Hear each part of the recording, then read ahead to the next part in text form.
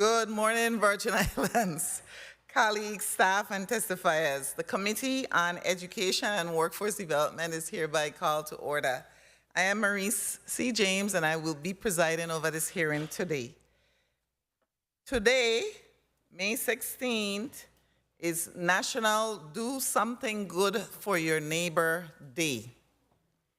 And it encourages each of us to take a moment during our interaction with others and ask ourselves, how would I like to be treated right now? You can never fail when following the golden rule, love your neighbor as yourself. So let's celebrate this day by displaying acts of kindness to your neighbors, friends, and anyone who crosses your path. It's really simple to do. This day is a reminder that we are all neighbors and we should treat each other with love and respect. This past week, I had an enjoyable Friday and Saturday last week.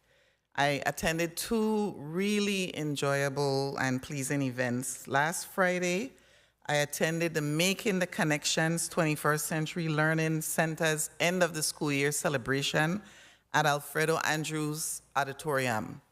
The only bummer was the auditorium was hot, so we really need to fix that. We can't have our children continuing to be performing in a hot environment. However, the performances by the young boys and girls demonstrated how much they achieved in this after-school program at Alfredo Andrews. And I was impressed by a play that was performed by an all-boys group who read their lines flawlessly, and how after my speech that I gave, the teacher asked questions about what I spoke about, and the children answered all the questions correctly, 100%. So it really shows you that children listen and they pay attention. Then on Saturday night, I attended the Girl Scouts Samoa soiree held at Government House. Girl Scouts is for girls, by girls, all girls. And the benefits of a single gender environment has been well documented by educators, scholars, other girl and youth serving organizations. It's girl-led, girl-only program, and girls discover who they are, free of norms and rules imposed on them by the media and society. And the friendships that girls forge through the Girl Scouts will form the basis of a powerful network of women who can support one another as they grow. Now, you will see that the girls were absolutely beautiful in various shades of purple, lilac, lavender, violet. Listen, every shade that you could think of, they were dressed in. They were just absolutely beautiful.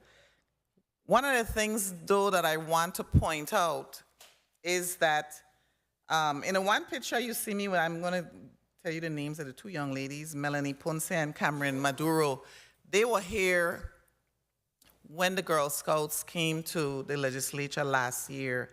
And I say that because the legislature of the Virgin Islands was one of the honorees on Saturday night. They honored organizations that contributed to their successful year. And the three honorees were the legislature of the Virgin Islands, St. Peter's Episcopal Church, and the Market. And I want to point out that being there with them as I accepted on behalf of the legislature, but I want to say that I did not know, and I'm sure most of you don't know this, I learned that the Girl Scouts in the Virgin Islands are considered overseas. We are part of the USA Girl Scouts overseas. I didn't know that. The other thing I learned was in order to sell the cookies, they had to prove that the cookies would be stored in a cool environment and a secure place. And that's where the Market in Frederiksted stepped up. They provided the storage area so that the girls could sell their cookies. And this is the third amazing thing. And so I want to say thank you to the Market because they really were out in front of the Market selling the cookies. Little did I know that the storage was in the back in the Market. The amazing thing is the Virgin Islands Girl Scouts sold more cookies than the other troops in the overseas region, including places like Korea. We outsold, think about that, this little place. And the one young lady on St. Croix who sold the most cookies sold 621 boxes. I think, if I remember, I know it was over 600. Amazing. So the things that we can do when we put our minds to it. So while I'm on a positive note, I was saving this for when the Department of Education appeared in front of me, but I think since it was last week that this happened, I want to commend the Department of Education, the Board of Education, and the Community Foundation of the Virgin Islands on a successful collaboration to meet the mandate of Act 8270, which was passed by the legislature in 2019, and that required all pre-K through grade 3 teachers to obtain early childhood certification. I attended the governing board meeting of the Regional Educational Laboratory, Northeast and Islands, which short is REL, on May 7th and 8th. And that was one of those times when you felt really good, great to be from the Virgin Islands. There was a presentation by Dr. Yvette McMahon, who is the State Director for Instructional Development, and she eloquently presented how the partnership with REL, what they did was they designed 3 evidence-based micro-credential modules that will now allow the teachers to earn credentials towards certification in early childhood. And they would be eligible under the new law that came out of the legislature that required that the teachers be certified. So I want to encourage our teachers, administrators, paraprofessionals to complete the modules and obtain certification. But this again was a demonstration of community, private, public partnership, the REL, which is out of which is one of several federal programs where they provide technical support and research and help the different areas and partner with them to create solutions to problems. And I also want to point out that Puerto Rico was also spotlighted, besides the Virgin Islands, for their partnership to engage families. And this is what blew me away. Imagine auditoriums filled with parents. Puerto Rico has been able to achieve that.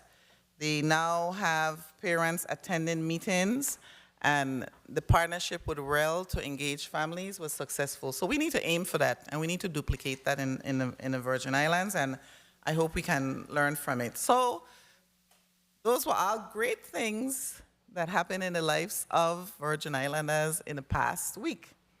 And so moving forward, I think we should all try to be positive and work together to achieve the best for our children and today our employees and our workers. And I will segue into the purpose of this meeting to say this. We keep hearing that 40% of our children live in poverty. If 40% of our children live in poverty, their parents live in poverty. That's what that means. We somehow forget that. So this meeting is about helping parents, really, helping students who are going to be leaving school and who will likely become parents to develop the skills and the training and the education that they need. And so with that, I will ask Madam Clerk to conduct the roll call.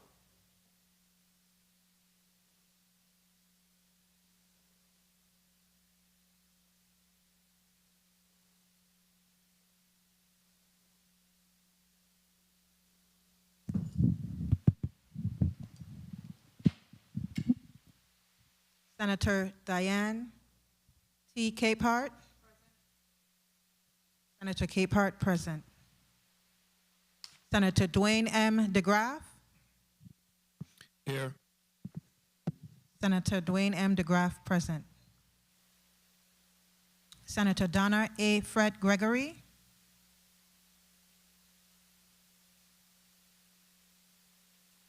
Senator Donna A. Fred Gregory, absent. Senator Maurice C. James. Here. Senator Maurice C. James, present. Senator Javon E. James, Sr. Senator Javon E. James, Sr., absent. Senator Franklin D. Johnson. Senator Franklin D. Johnson present. Senator Carla J. Joseph. Senator Carla J. Joseph present. Madam Chair, 5 present, 2 absent. Thank you, Madam Clerk. We have a quorum. Do you have any correspondence to be read into the record? Yes, Madam Chair. Please go ahead.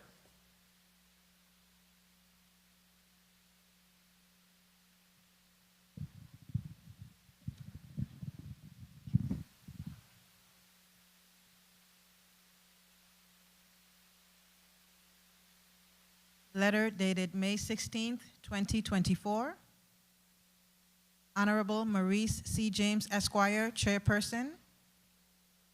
Committee on Education and Workforce Development, 35th Legislature of the Virgin Islands. Capitol Building, Charlotte Amalie, Virgin Islands, 00802. Dear Chairperson James, please accept this correspondence as a formal notice of my absence to today's Committee on Education and Workforce Development meeting, which is scheduled to begin at 10 a.m. in the Fritz E. Lowetz Legislative Conference Room in St. Croix. Please have all circulated documents placed on my desk for my staff to retrieve. May you have a productive meeting. Thank you for your consideration on this matter. Regards, Donna Fred Gregory, Vice Chairperson, 35th Legislature of the Virgin Islands. That's the only correspondence that we received? Yes, Madam Chair. Okay, thank you. Madam Clerk, please record Senator Donna Fred Gregory as excused, and we'll recognize the other senators when they arrive, if they arrive. Madam Clerk, please read today's agenda into the record.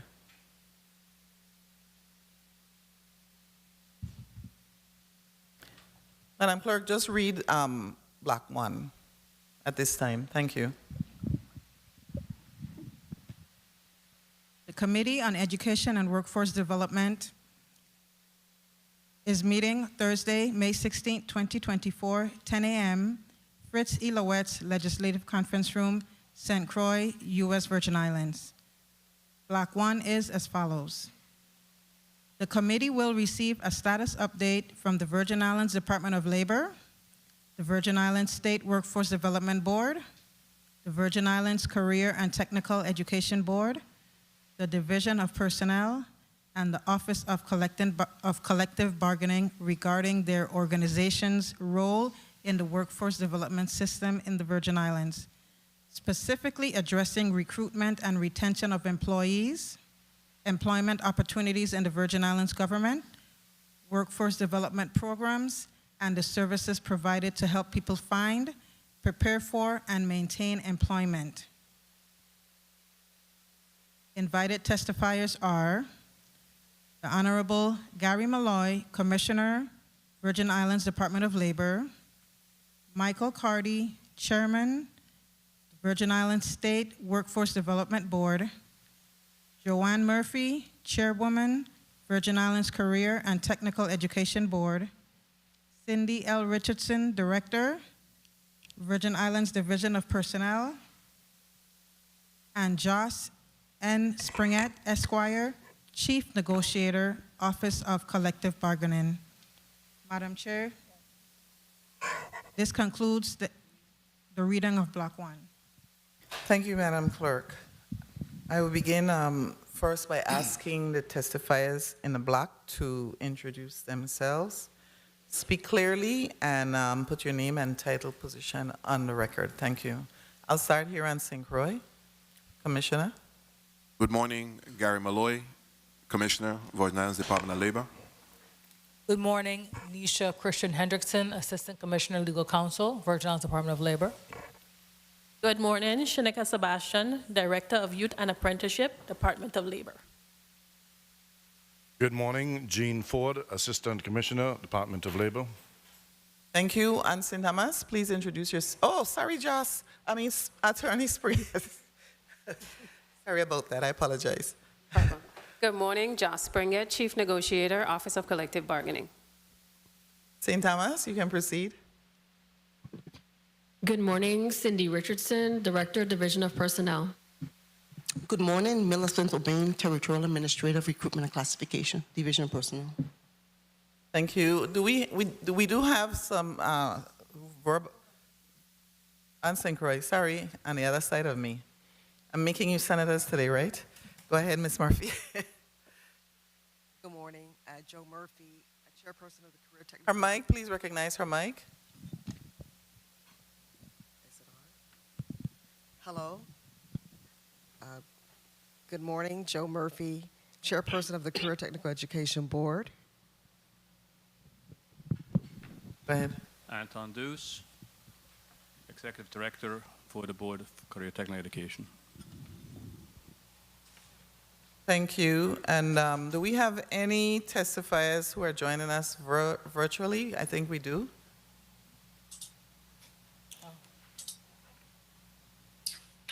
Good morning. This is Michael Carty, Chairman of the VI Workforce Development Board. Thank you, Mr. Carty. Anyone else?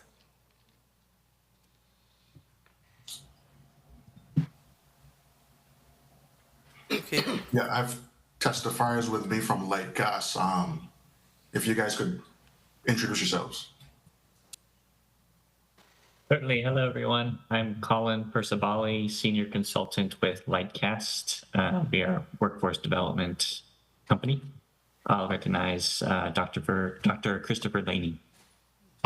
Good morning, everyone. It's Dr. Christopher Laney, Vice President of Government Affairs and Partnerships for Lightcast. We need to see you. We don't want to see your photo. We want to see you live. Thank you. You're welcome. I apologize. Okay, thank you.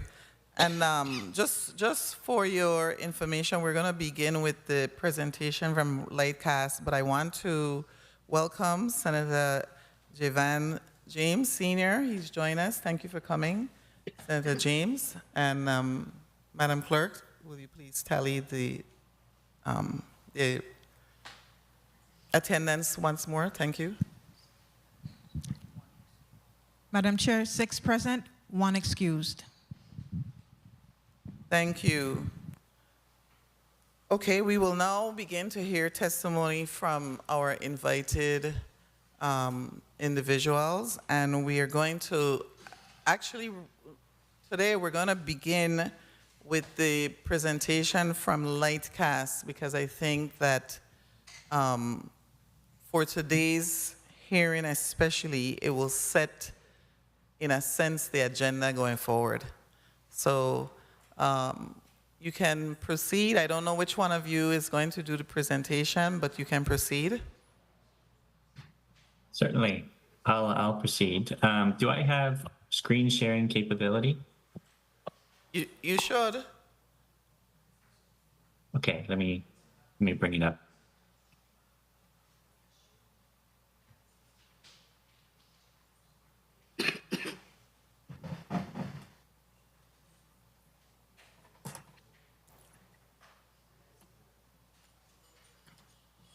Okay. So as I said earlier, we are Lightcast. We are a labor market data and insights company. So for over 20 years, we've been gathering labor market data all around the globe to help communities, companies, and also learning and education providers address the labor market challenges. So we were engaged to do a labor force study of the U.S. Virgin Islands territory. And as a part of that, we reviewed a lot of previous reports that have been done to establish the context of what the historical narrative has been. So we reviewed the Vision 2040 report, as well as some other studies like the RAND study, and it was pretty illuminating. So the context has been, for the last decade or so, we've seen multiple economic shocks. So that comes from hurricanes, of course, the refinery closure, and then the pandemic, all affecting different industries and really hurting employment in the territory. So what this causes is historically you've seen high unemployment rates, and because of those high unemployment rates, it kind of diminishes the economic opportunity in the territory, which causes a steady population decline. So, looking at the data, we've seen that steady population decline occurring along with those economic shocks. But when we review the data as of late, we see that there's a new challenge with echoes of the past decade, as well as some new wrinkles in the labor market. So what we see is a labor force that has continued to shrink, and it shrinks just by its very nature. If population's declining, you're going to see the labor force decline as well. But we see also, if you look at this chart from January 2021 onward in the orange line, employment has actually remained fairly steady, if not grown, since 2021, while the labor force has continued to shrink. So what does that mean? Essentially, it means a scarcity of workers competing for more job opportunity. This means that you see really tight unemployment rates. So at the time of the study, the unemployment rate in September was 3.5%. I checked this morning, the latest figure from March was 3.2%. So that is, really low unemployment rates, especially when you compare to the decade prior.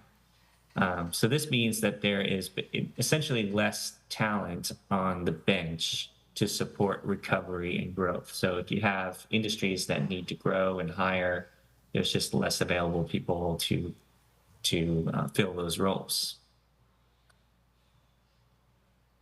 So when we analyzed the data, we came up with a lot of different ways forward to address these new challenges.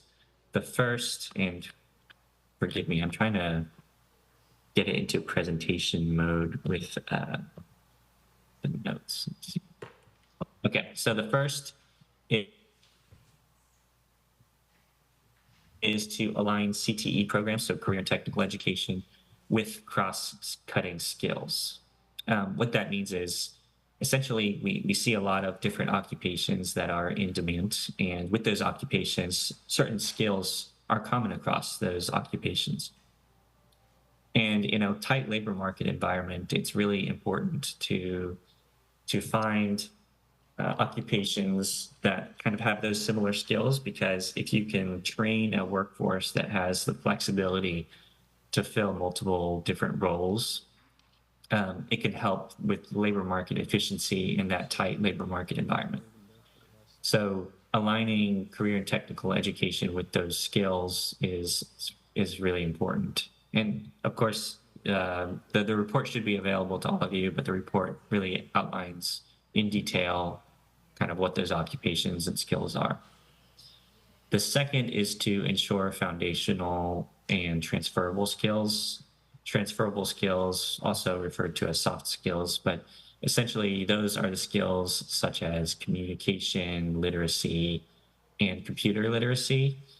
We really do think that, imparting computer literacy for all K-12 talent, as well as people in the adult education pipeline, is essential for maximizing that labor market efficiency. And then expanding the labor pool to address this population decline, and also addressing enrollment decline is a priority. So what we see with the labor pool is that, there are certain push factors that have caused that population to decline. The biggest is just that lack of economic opportunity as reflected by those high unemployment rates. But now that unemployment rate is low and we see industries really lacking talent to try to expand, one of those push factors has reversed. But there still remains some things such as the cost of living, which kind of pushes people out. So that's one thing to address. Addressing enrollment decline is really important as well. So with population decline, of course, that means less young people as well, which means a shrinking talent pipeline. So for industries such as construction or tourism, or even healthcare that really want and have the the desire to expand based on job demand, that enrollment decline is a key risk. And so one way to do that is to really address at the post-secondary level ways of capturing talent from different areas. So if K-12 enrollment is declining, that's a risk for the university as well, because if the university is trying to get talent from the K-12 system, it just means that the university system pipeline might also be constrained. And so the university could consider trying to get more talent from the mainland. And one way to do this would be to encourage diaspora talent. So the children of former Virgin Islands residents and citizens, offering scholarships to them to try to regain some of that talent back to the territory. The fourth way forward could be creating funding and scholarships for non-WIOA covered training. We noticed when we did an analysis of the in-demand occupations that certain occupations were not covered in the current education training provider list of programs. So that, that could be addressed. It's not to say that they're not WIOA eligible. It's just that those programs haven't been put in place. So if we address those gaps, then we can develop the workforce according to the market demand. And so that is another way forward in terms of helping our employers and also the residents align with the labor market. The fifth way forward is to empower job transitions from the public sector to the private sector. And I'll touch more on this later. But essentially, if you have private sector industries that are starved for talent because of that really low unemployment rate, and you have a very large public sector, essentially that means that your best talent is going towards the public instead of serving the private sector needs. And so empowering transitions can help alleviate some of that tightness in the private sector's labor market. And then finally, tailoring workforce development and to forward-looking sector-specific initiatives. So what I mean by that is the Vision 2040 document really outlines some specific target sectors. Some of them are bets. It's just such as the blue economy or green energy, and some of them are well established like tourism. But if the goal is to grow these target sectors, then the workforce development program should be aligned with the needs of those target sectors. So by that I mean, for instance, if we're talking about green energy, and we want to encourage maybe more solar in the territory. Maintenance and repair workers are absolutely critical to the upkeep of solar. They're also in demand in the tourism sector because we need HVAC workers to keep systems up and running. And so that's an example of an occupation that is cross-cutting across industries and serving multiple target sectors. And so aligning programs to develop people with the talents needed to repair and maintain machinery is one way of making sure those things are in alignment. All right, so when we look at different target sectors, we were constrained in terms of how granular we could get into the data. So we were able to find data for the labor force at the highest level. But of course, some of those target sectors are very niche, like the blue economy. And so we tried to find proxies for those to describe the labor market that's relevant to those. So for agriculture, we saw that the availability of training and education for the lower and entry-level skill workers was not available in the ATPL list. And so expanding training for people in agriculture is one way of serving the market. We noticed that actually the acreage and the number of farms has increased. So agriculture has expanded in the territories, but the average size of those farms has decreased. So that's not really telling the story of kind of larger scale agribusiness that could be used for adding value in export. And so providing programming that encourages value-added processes and maybe connecting agriculture to food processing to create kind of niche market products could be a way of helping the sector increase the GDP of the territory. Second, we look at financial services, and also the same story of kind of programs available for entry-level and lower-skilled workers was more limited. It's well served, of course, at the post-secondary level, but financial services still does need, some of the middle and lower-skilled workers, and they need skills in things such as accounting. Also, we think that focusing workforce programs on the island of St. John would be the best place to start. We noticed that a lot of the employment for financial services is focused on that island. And so developing the workforce programs to serve financial services on that island would be the best way of connecting talent to the industry demand of the territory. Third, we looked at healthcare.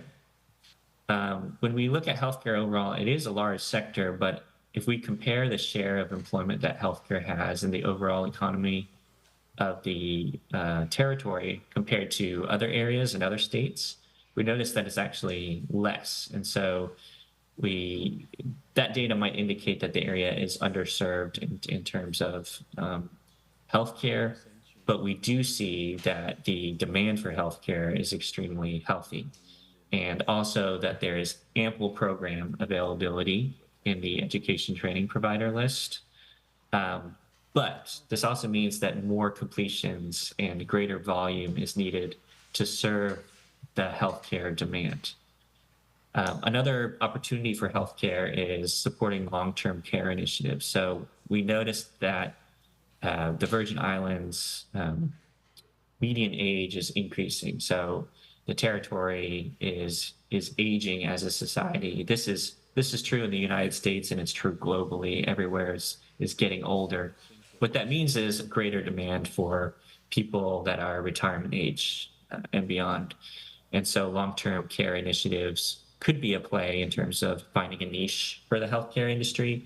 So we know that the Virgin Islands is a retirement destination, and the local population will also be aging. And so those types of care initiatives could find a healthy demand in the territory. Also, one of the shortages related to healthcare is nursing.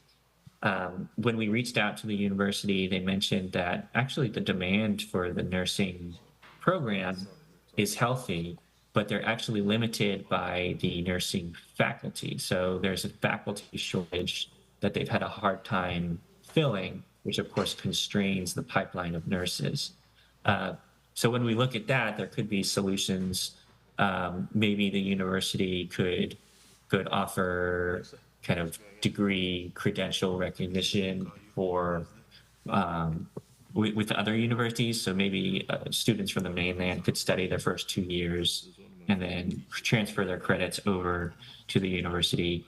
Another solution could be having hospitals encourage their nurses to become kind of supplemental instructional nurses. So kind of tying people in the hospital system to the university system to increase capacity of nursing training. The fourth sector is manufacturing. So it's no secret that manufacturing was affected by the closure of the refinery. But the truth is that the refinery could still reopen. I know the EPA is doing a lot of work in terms of making sure that it's safe to do so. But if the refinery does reopen, that creates kind of a double-edged sword. It's good in that hundreds of jobs would reappear overnight if the refinery reopens, and they would be good paying jobs.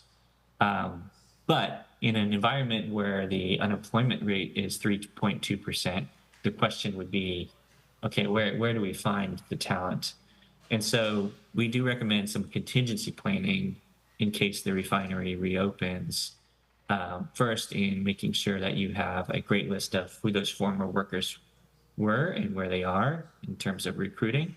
But also, secondly, the workforce development program needs to have some sort of contingency programming available if the refinery reopens. So overnight, you'd see hundreds of jobs in demand without the training in place for that. So if you're unable to recruit the former workers of the refinery, then that talent needs to be developed and the program needs to be in place to help that along. We also encourage the hiring of local engineering talent. And if we talk about professional and technical services,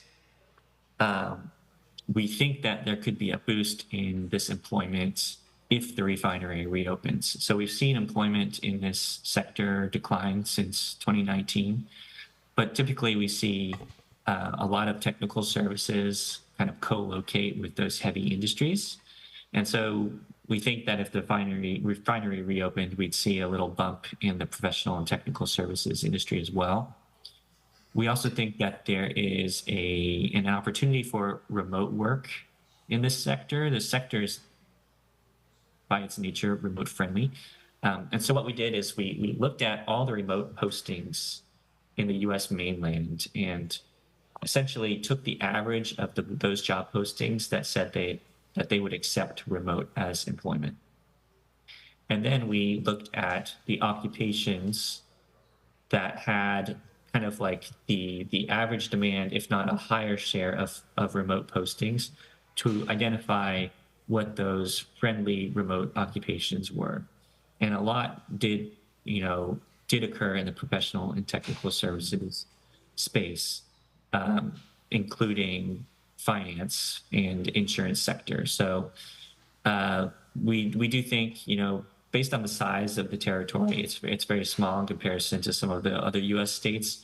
So even a small increase in remote workers in the territory could make a meaningful impact on the talent there. For tourism, obviously a huge industry. It has recovered since the pandemic in terms of employment, and demand is projected to grow into 2030. But again, when we talked about those previous sectors that didn't really have workforce training at the lower skill levels, we noticed that for tourism as well. One of the things could be kind of like food safety and preparation. We didn't see any programs for those sorts of training, and that's very important for the tourism sector. And we also know that there has been a lot of infrastructure monies dedicated to the territory. And so making sure that the investment in the resources of those infrastructure projects can help maximize the labor market accessibility, could help with some of the tourism labor market tightness. And when we talk about utilities, we're really talking about that green energy sector. I had mentioned before that investing in maintenance and repair and installation training programs would be a really good play because it serves not only solar, but also tourism and some other industries that require those skills. And also the blue economy is one of the target sectors of Vision 2040. And so establishing a tidal center that connects that blue economy to the green energy sector could be a really interesting investment case for the university to encourage R&D, which is another stated activity of the Vision 2040 program. Okay, so when discussing policies and practices, we try to highlight these four main ones. The first is that cost of living elements. So that is another one of those large push factors that has caused people to leave the territory. So in conjunction with the pay, it's really the cost of living and that dynamic with the level of pay that can be a push factor. And so the territory should focus on policies that can help reduce the cost of living. And I think the biggest impact it can make is probably in the utility sector. So it's no secret that energy is very expensive and it's also unreliable. And so that can be one way in which investments in the energy infrastructure can help reduce that cost of living. We know this is already occurring, and I'm by no means an energy expert, but lowering the cost of living can help retain your talent and maybe also encourage people to return to the territory, which would help expand your pipeline, since we do know that the demand is there for industries to grow. The second is to enable entrepreneurship. So when we examine the entrepreneurship metrics of the U.S. Virgin Islands, we use the Doing Business Index, and we saw that the number of processes, days, and fees that it takes to start a business is much higher compared to, we would say, peer locations. And so these create barriers to entrepreneurship if it just takes a long time, if it's complicated, if it's expensive, that can discourage entrepreneurship. And so we recommend a top to bottom regulatory review and overhaul to identify what can be made more efficient to encourage entrepreneurship. Another thing we noticed in our outreach to the university was that there is no commercialization or intellectual property policy in place. And the university is a really important engine for both R&D and entrepreneurship, because with a commercialization policy and an intellectual property policy in place, this can help convert R&D into entrepreneurship. And so, one, establishing that policy is very important. And two, we would recommend looking into the University of Waterloo's policy. The University of Waterloo, if you're not familiar with it, is one of the top 3, I'd say, engineering schools in North America. And it's also probably one of the most entrepreneurial. And the reason why is its intellectual property policy with the university is, instead of the university owning the IP, it actually belongs to the professors and the students who develop it. And that the trade-off of not enjoying the revenue from that is that it encourages the most entrepreneurial-minded professors and students to go to that university. And so if the university wants to, become a leader in the green economy or the blue economy, for instance, establishing a policy that can really help people see where they can grow and convert that into an entrepreneurial opportunity is a great method for the university to encourage entrepreneurship. Third is to enable that private sector to pull talent from the public sector. When we talk about this, we benchmark the level of employment in government compared to other areas. And what we noticed is that employment in government is much larger in the U.S. Virgin Islands compared to other locations. Now, that's not necessarily a bad thing, because government is obviously providing essential services to the territory. But when your unemployment rate is at 3.2%, and you have markets that are expressing the need for talent and the demand is there, that essentially means that this oversized public sector is denying talent for the private sector. So one way of doing this is to encourage a drawdown type of thing. So we're not recommending layoffs in any way, but one way of helping encourage talent to convert to the private sector is that for every new hire in the government, 2 positions would have to vacate. And so this wouldn't be laying off people. This would just be a drawdown of employment that could help convert people go into the private sector. Another way is helping government talent realize how their skills translate into the private sector. So that could be mapping occupations from government to the private sector and helping them, see these skills translate from this occupation to a second occupation. The fourth is to become a remote work destination. We mentioned remote work before, but by encouraging policies that are very e-friendly, such as e-signatures, e-contracts, and that sort of thing, you can become a remote-friendly destination. Also aligning the education training provider list with remote-friendly occupations is one way of encouraging people to adopt remote work, and this can actually encourage talent to relocate to the Virgin Islands. Finally, we saw some opportunities for ecosystem improvement. The first is around data stewardship.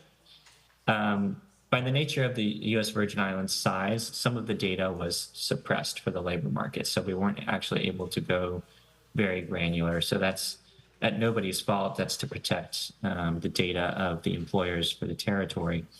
But one example of something that we noticed was the SIP to SOC mapping of the education training provider list. And by that mapping, the SIP code is essentially a program code related to what an education program is. And you can map those codes to an occupation code. And during the process of our engagement, we noticed that the program list had not been mapped to occupations. And by doing so, you can really create an efficient system where you can immediately identify occupations that are served by the education training provider list, but more importantly, occupations that are not served by it. So if there's a gap in the training program list, and also you see that there is high demand for a certain occupation, you can very quickly pivot and adapt to that.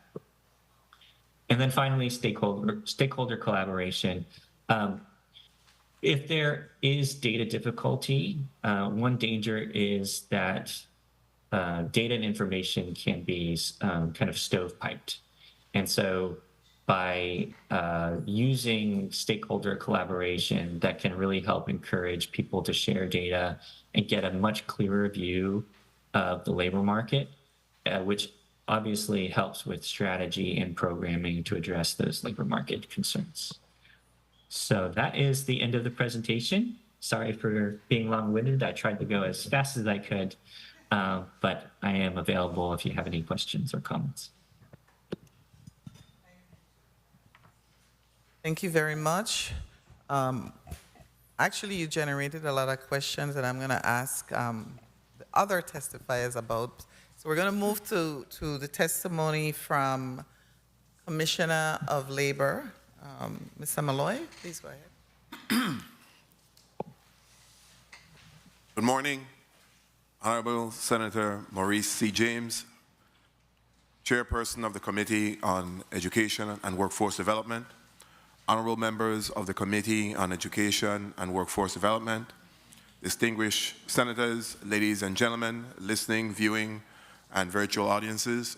I am Gary Malloy, the Commissioner of the Virgin Islands Department of Labor. I'm here today with Assistant Commissioner Legal Counsel Nisha Christian Hendrickson, Assistant Commissioner Jean Ford, Director of Youth and Apprenticeship, Ms. Shenika Sebastian. Thank you for inviting us to provide an update on the workforce development programs and services available through our agency and our partners to help people find, prepare for, and maintain employment. Under the Workforce Development System, the Virgin Islands State Workforce Development Board determines policy and the target industries in the territory. The Virgin Islands Department of Labor builds the territory's pipeline through the workforce development programs that focus on target industries funded through a combination of local and federal funds. The local funds are used only for youth services, which we will describe later in the testimony. Workforce development continues to build stronger and better relationships with employers throughout the territory, recognizing that employers drive the workforce. The Workforce Innovation Opportunity Act, WIOA of 2014, federal legislation, reinforced the role of state and local workforce boards in workforce development, and stressed the importance of cooperation among stakeholders in the workforce development system.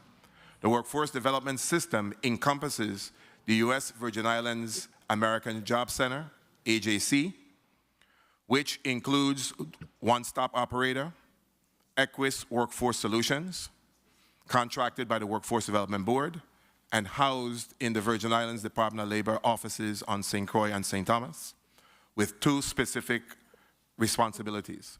The first is to project manage the adult and dislocated worker programs,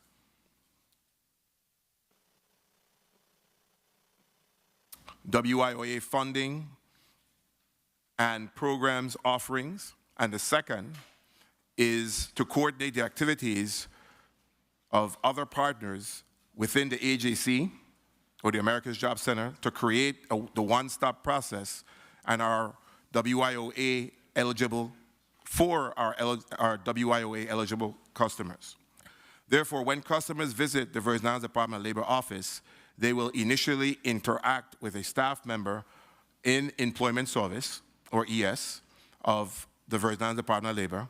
After further assessment and determining their individual need, the customer will then either remain in the employment services or be referred to WIOA youth, adult, and/or dislocated worker programs if more staff-intensive services are required. To clarify the roles of the Workforce Development Board, the Virgin Islands Department of Labor, Equus, the AJC, and the one-stop services from our partners, the Workforce Innovation Opportunity Act of 2014, reauthorized in 2022, is structured into 5 titles which define and authorize employment services. Title I, Workforce Development Activities. This section authorizes workforce development boards to fund, supervise, and hold selected providers accountable for offering skills training and support services to unemployed and underemployed. Title II, Adult Education and Literacy.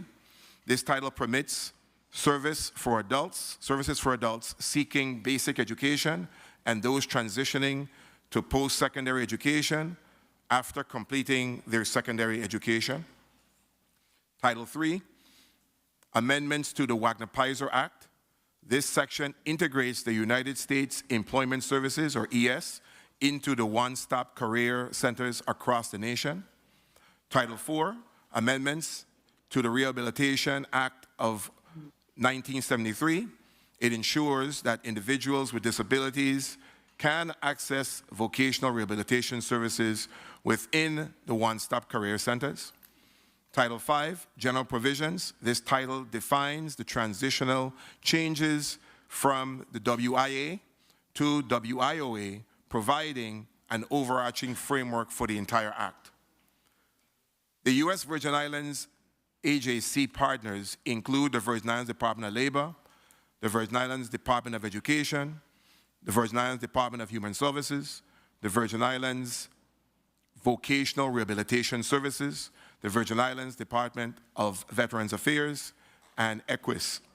Our other partners are the Virgin Islands State Workforce Development Board, the Bureau of Corrections, the Board of Education, the Virgin Islands State Apprenticeship Council, ICF, and Workforce 180. In appendices 1 and 2 illustrate the distribution of the Virgin Islands jobs, candidates, and the total of job openings to include remote positions available to Virgin Island job seekers categorized by occupation group. The Foreign Labor Certification, or the OFLC, provides labor certification for employers pursuing foreign workers into the United States and or its territories.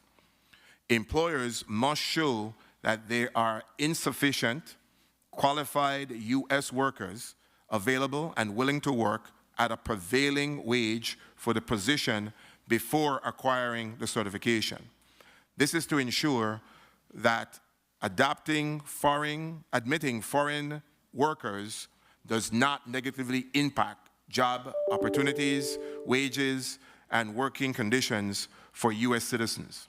The Virgin Islands Department of Labor is currently assisting with the issuing of these labor certifications and permanent temporary employment under several programs, including permanent labor certification, H-1B specialty professional, workers, H-2A temporary labor certification, seasonal agricultural, H-2B temporary labor certification, non-agricultural, D-1 crew members certification, and CW1 non-immigrant visa program. To apply for a foreign labor certification, an employer must first visit the Foreign Labor Application Gateway, flag, FLAG, at http://flag.dol.gov and follow the instructions to create an account. The Virgin Islands Department of Labor also wants to remind the public about recent legislation that impacts the Virgin Islands workforce development system. Act number 5174 mandates that all employers in the territory post all job vacancies with the Virgin Islands Department of Labor. This is part of our compliance process for all employers. The Virgin Islands Department of Labor is currently conducting compliance check of all employers in the territory. Act number 8209 implements the payroll variation methodology, a tax reform for VI Unemployment Insurance Trust Fund to achieve compliance with federal law. Act number 8827 entails the change in the unemployment insurance maximum number of weeks from the current 26 weeks to 16 weeks of benefits. This does not impact the total benefit amount that will be paid out. On January 1, 2024, the unemployment insurance payroll variation legislation became effective. This change in law was necessary to become compliant with federal law and most pointedly to begin addressing the insolvency of the fund and implementing an experience rating. Based on the change in law, the 2024 tax year total contribution rate is now 4.11%. This rate includes a base rate of 2.11% and a 2% fund solvency rate and an experience rate which varies based on the employer's payroll over the previous 3 tax years. The current trust fund balance as of May 3rd, 2024 is $30,462,199.70. The loan balance, which has been outstanding for 15 years, is $81,030,249.30. In a recent actuarial analysis of the tax rates calculated for 2024, at the current level of annual wages paid in the Virgin Islands and the remittance of the FUTA, or the Federal Unemployment Tax Contributions, it would be approximately 12 to 15 years until the loan is paid in full, barring our need to loan in the future. the Workforce Development Services for Youth. The Youth and Apprenticeship Division is dedicated to designing and managing workforce development initiatives for individuals aged 14 to 25. Within this framework, the youth team conducts in-house academic and career assessments to tailor services and activities to everyone's needs. They create individual employment plans and service strategies, make referrals to service providers, and offer a range of youth services, including job preparation skills, resume building, and both paid and unpaid work experiences.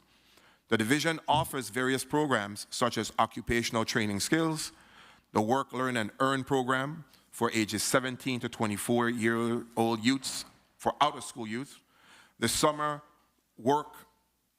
Youth Work Experience program, ages 14 to 25-year-olds, the Labor Investing for Tomorrow internship program, and the Jobs for America's Graduates Virgin Islands program, in collaboration with the Virgin Islands Department of Education.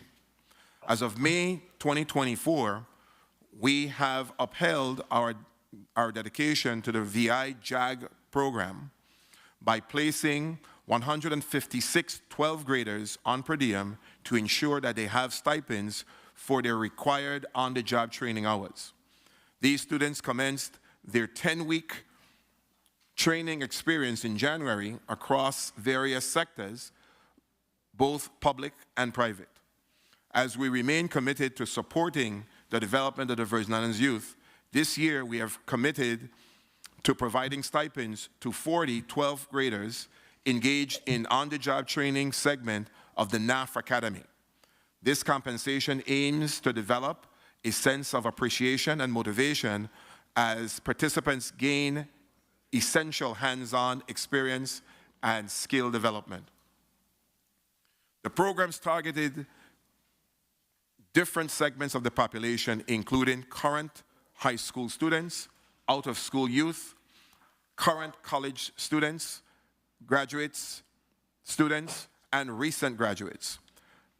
LIFT participants must be college juniors, seniors, or recent graduates with 60 credits or more, a grade point average or GPA of 2.8 or better on a 4.0 scale, and between the ages of 18 to 25. Annually, the youth team serves 700 youth by leveraging both federal and local funding, with a number of participants determined by the availability of funds. Since closing the Summer Youth Work Experience application process online on April 30th, 2024, the Virgin Islands Department of Labor received 1,153 applications. The 5-week paid work experience, which is the 16 to 25, we received 456 applications from St. Croix, 349 from St. Thomas, 5 from St. John, for a total of 810.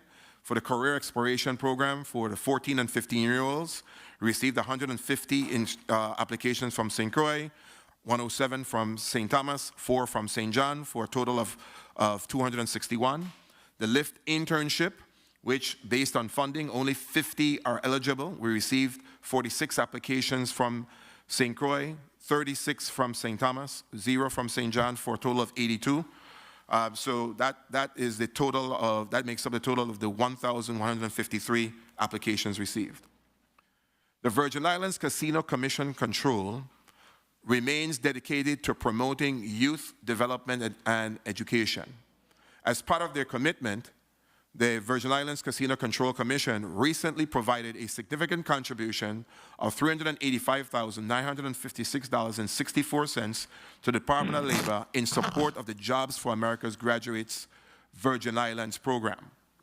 This support will allow us to support the expansion of the JAG-VI, as well as to provide a stipend for the on-the-job training, uniforms, and participate in annual national training and conferences. This is the last financial support from the Virgin Islands Casino Commission due to Act number 8577 Bill number 34-0224. Registered Apprenticeship Program, or RAP. Registered Apprenticeship operates as a work-based learning model combining supervised on-the-job training with job-related education, while apprentices earn a progressively increasing wage. Designed for long-term employment, these programs serve as proven training strategies for recruiting, training, and retraining top-tier talent with a history spanning decades across various industries. All registered programs adhere to industry occupational standards, ensuring authenticity and consistency, ultimately leading to a nationally recognized certificate. The duration of a registered apprenticeship program varies from 1 to 5 years, contingent on the occupation training requirement. Functioning as a state apprenticeship agency, the Virgin Islands Department of Labor contributes to program development by registering those that meet federal and state standards. The Virgin Islands Department of Labor actively promotes the creation of new programs through marketing and technical assistance, provides ongoing support to sponsors through the program life cycle, and ensures that all programs maintain high-quality training standards. The SHRM Foundation Human Resources Apprenticeship, a nationally approved program by the United States Department of Labor Office of Apprenticeship, is collaborating with the SHRM Virgin Islands chapter and recently launched a program in the territory at the end of April 2024, with 2 apprentices set to commence. This brings the total registered apprentices in the territory to 39. The WIOA funding covers the related instruction component of their training.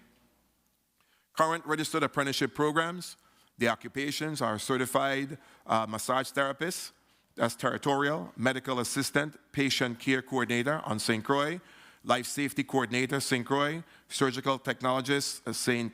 Croix, able seaman, water sports, St. Thomas, construction craft laborer, St. Croix, pipe fitter, construction, territorial, certified nursing assistant, dementia specialty, St. Croix, certified nursing assistant, restorative specialty, St. Croix, recreational assistant, St. Thomas, cybersecurity support technician, territorial, and human resources, territorial.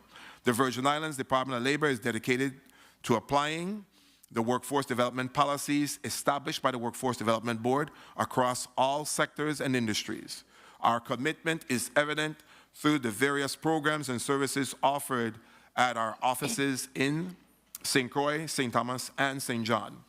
On behalf of the Virgin Islands Department of Labor, I express gratitude to the members of the Committee on Education and Workforce Development for allowing us to testify about the programs, services available to the Virgin Islanders.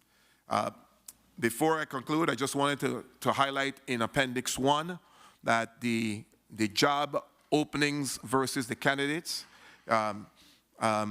it shows that pretty much that it's a job seekers market. There are more vacancies, more openings than candidates. Appendix 2 highlights and shows the number that basically there's a total of 1,937 openings. That includes what's in the VIEW system as well as remote jobs, and there's only 685 candidates available to fill those jobs. This concludes my testimony, and my staff and I are ready to answer any questions you may have. Thank you. Thank you. Thank you, Commissioner. We are now going to go to Michael Carty, Chairman, Virgin Islands Workforce Development Board, for your testimony.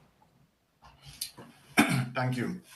Good day, Honorable Chairwoman Maurice James, Honorable Donna Fred Gregory, Vice Chair, members of the Committee on Education and Workforce Development, other members of the 34th Legislature of the Virgin Islands of the United States, and the listening and viewing audience. I am Michael Carty, Chairman of the VI Workforce Development Board. Here with me today our Executive Director of the Board, Sonia Boyce, and Colin Percivali, Senior Consultant for Lightcast. Thank you for the opportunity to provide testimony on the board's role in the workforce development system in the Virgin Islands, specifically addressing recruitment and retention of employees, employment opportunities in the Virgin Islands government, workforce development programs, and the services provided to help people find, prepare for, and maintain employment. Executive Order number 490-219 established the VI Workforce Development Board under the Office of the Governor as a policy-making entity charged with strengthening the workforce development system by collaboratively building strong partnerships with secondary and post-secondary education, economic development, and the public and private sectors to align and improve economic growth in the Virgin Islands. The Workforce Innovation and Opportunity Act of 2014, which authorizes the board, was signed into law July 22, 2014. The Virgin Islands Workforce Development Board offers a broad spectrum of training programs. They range from healthcare to information technology, from skilled trades to customer service. We design these programs to respond directly to our community's needs and the gaps in the local labor market. My goal as board chair is to provide an opportunity for all Virgin Islanders to enhance their value through upskilling, education, and mastering a trade, which then enhances the collective value of us all.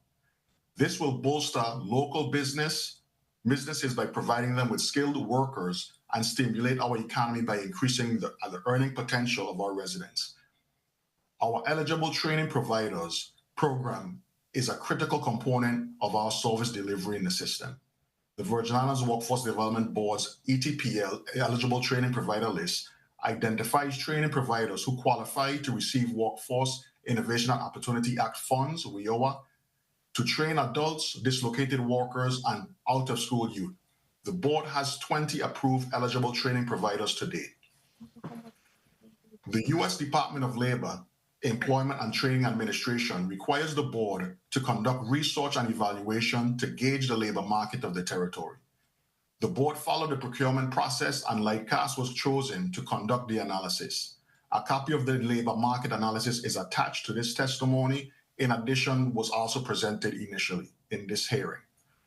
The document is a comprehensive labor market analysis of the U.S. Virgin Islands covering 2024 through 2027. It examines the labor market across various industries: agriculture, financial services, healthcare, manufacturing, professional and technical services, tourism, and utilities.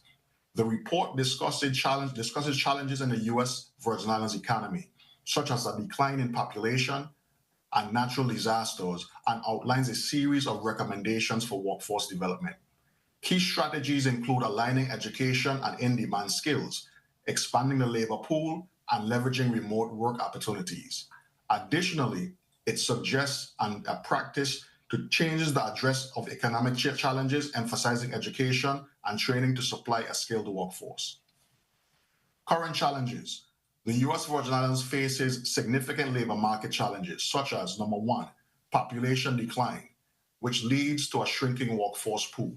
Number two, natural disasters and economic shocks. Events like hurricanes and the closure of the Langtree Bay terminals have disrupted the economy's stability. Three, skills gaps. Misalignment between educational outcomes and labor market demands, especially in emerging sectors like renewable energy and healthcare. However, despite these challenges, there are some key opportunities, like number one, emerging industry growth. Healthcare, agriculture, manufacturing, financial services, and renewable energy and tourism show strong potential for workforce expansion. Remote work, the potential to attract remote workers and businesses leveraging our digital infrastructure. And number three, adaptability of our workforce. Despite disruptions, our workforce has demonstrated adaptability and resilience, providing a solid foundation for future initiatives.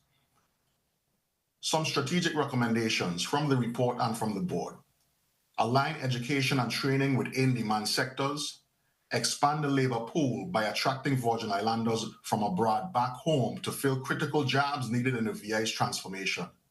Number three, leverage remote work opportunities by giving tax breaks and other incentives to individuals to relocate to the Virgin Islands and work abroad remotely. Number 4, sector-based or sector-specific workforce boards. And number 5, enhancing supportive programs for target populations. The USVI stands at a pivotal moment.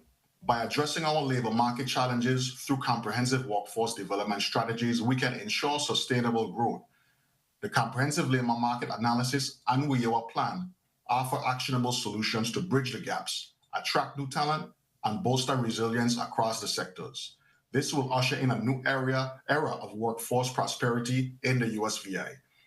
In addition to the strategic recommendations outlined, several policy ideas are also provided below, such as number 1, apprenticeships and on-the-job training. Number 2, expand digital and virtual learning platforms.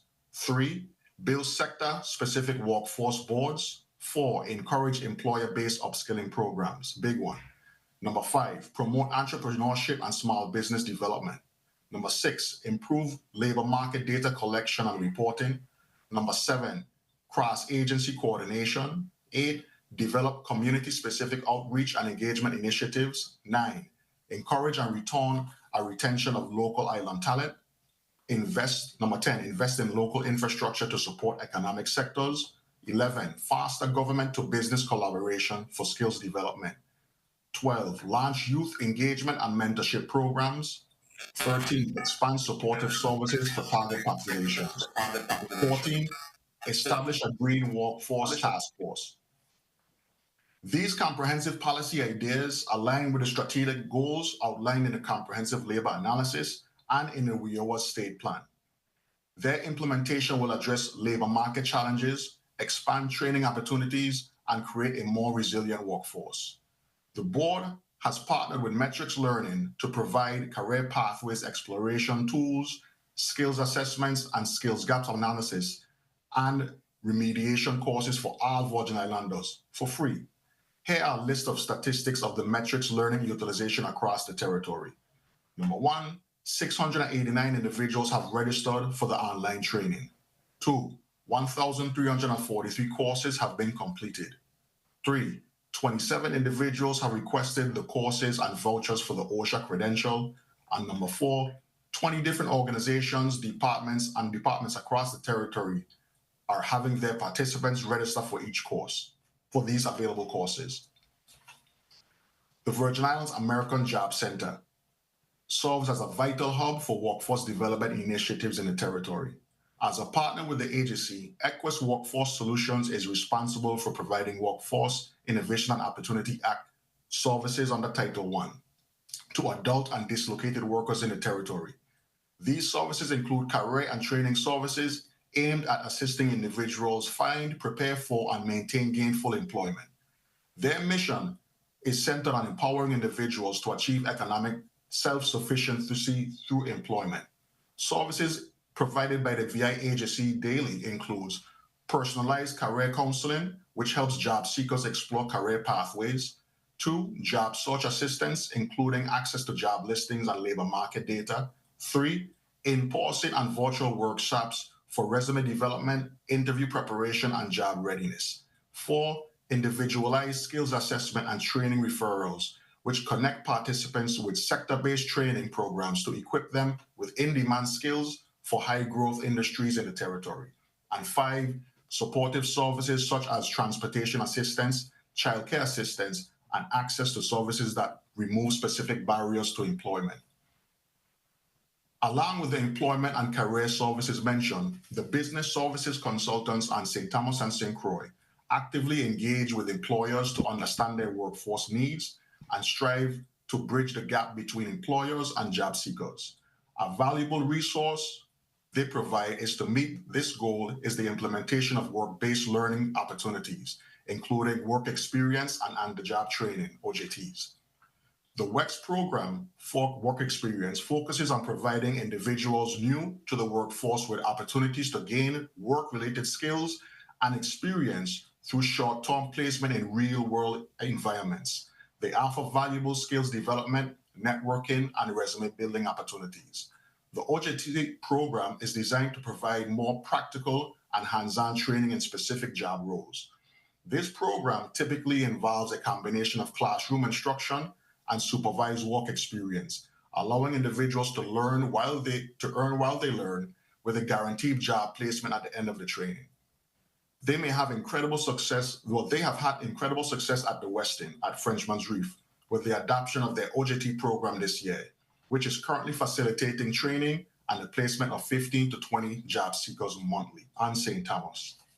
Now, this was my testimony before being here in Washington, D.C. And while these services are critical to the success of WIOA participants, they are at risk of being reduced or eliminated. Congress has recently passed H.R. 6655, which shifts a considerable amount of funds away from these supportive services just mentioned directly into training. Congress intends to see more training by shifting funds into that area, but honestly, candidates with barriers need more than just being sent to school. The Virgin Islands needs to become more intentional about investing in the workforce development. The federal funds provided by WIOA were never enough to move the needle for effective training and upskilling. More involvement should be mandated from large private sector businesses to directly create or sponsor training programs in their respective industries and trades.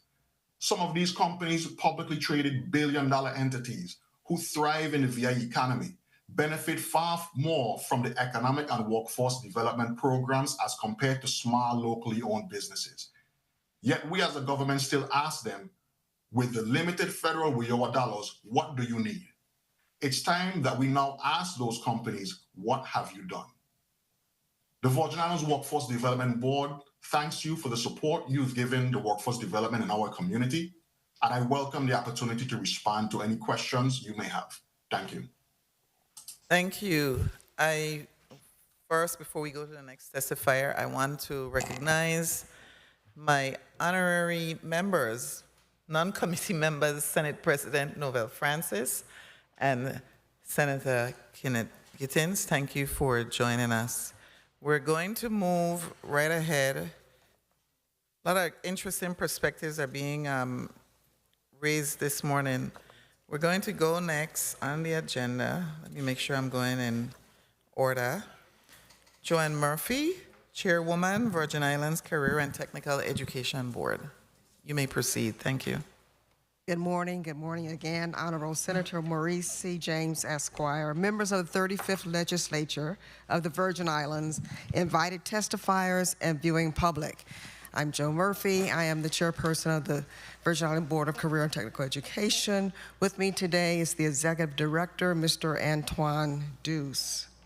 As outlined in Title 17, Chapter 23, Subchapter 1 of the U.S. Virgin Islands Code, one of the board's primary responsibilities is to establish, maintain, and supervise such vocational schools, language change to CTE, departments, or classes as may be necessary to provide adequate instruction in agriculture, trades, and industries, distributive occupations, home economics, and occupations essential for the nation, for the national defense, for persons over 14 years of age.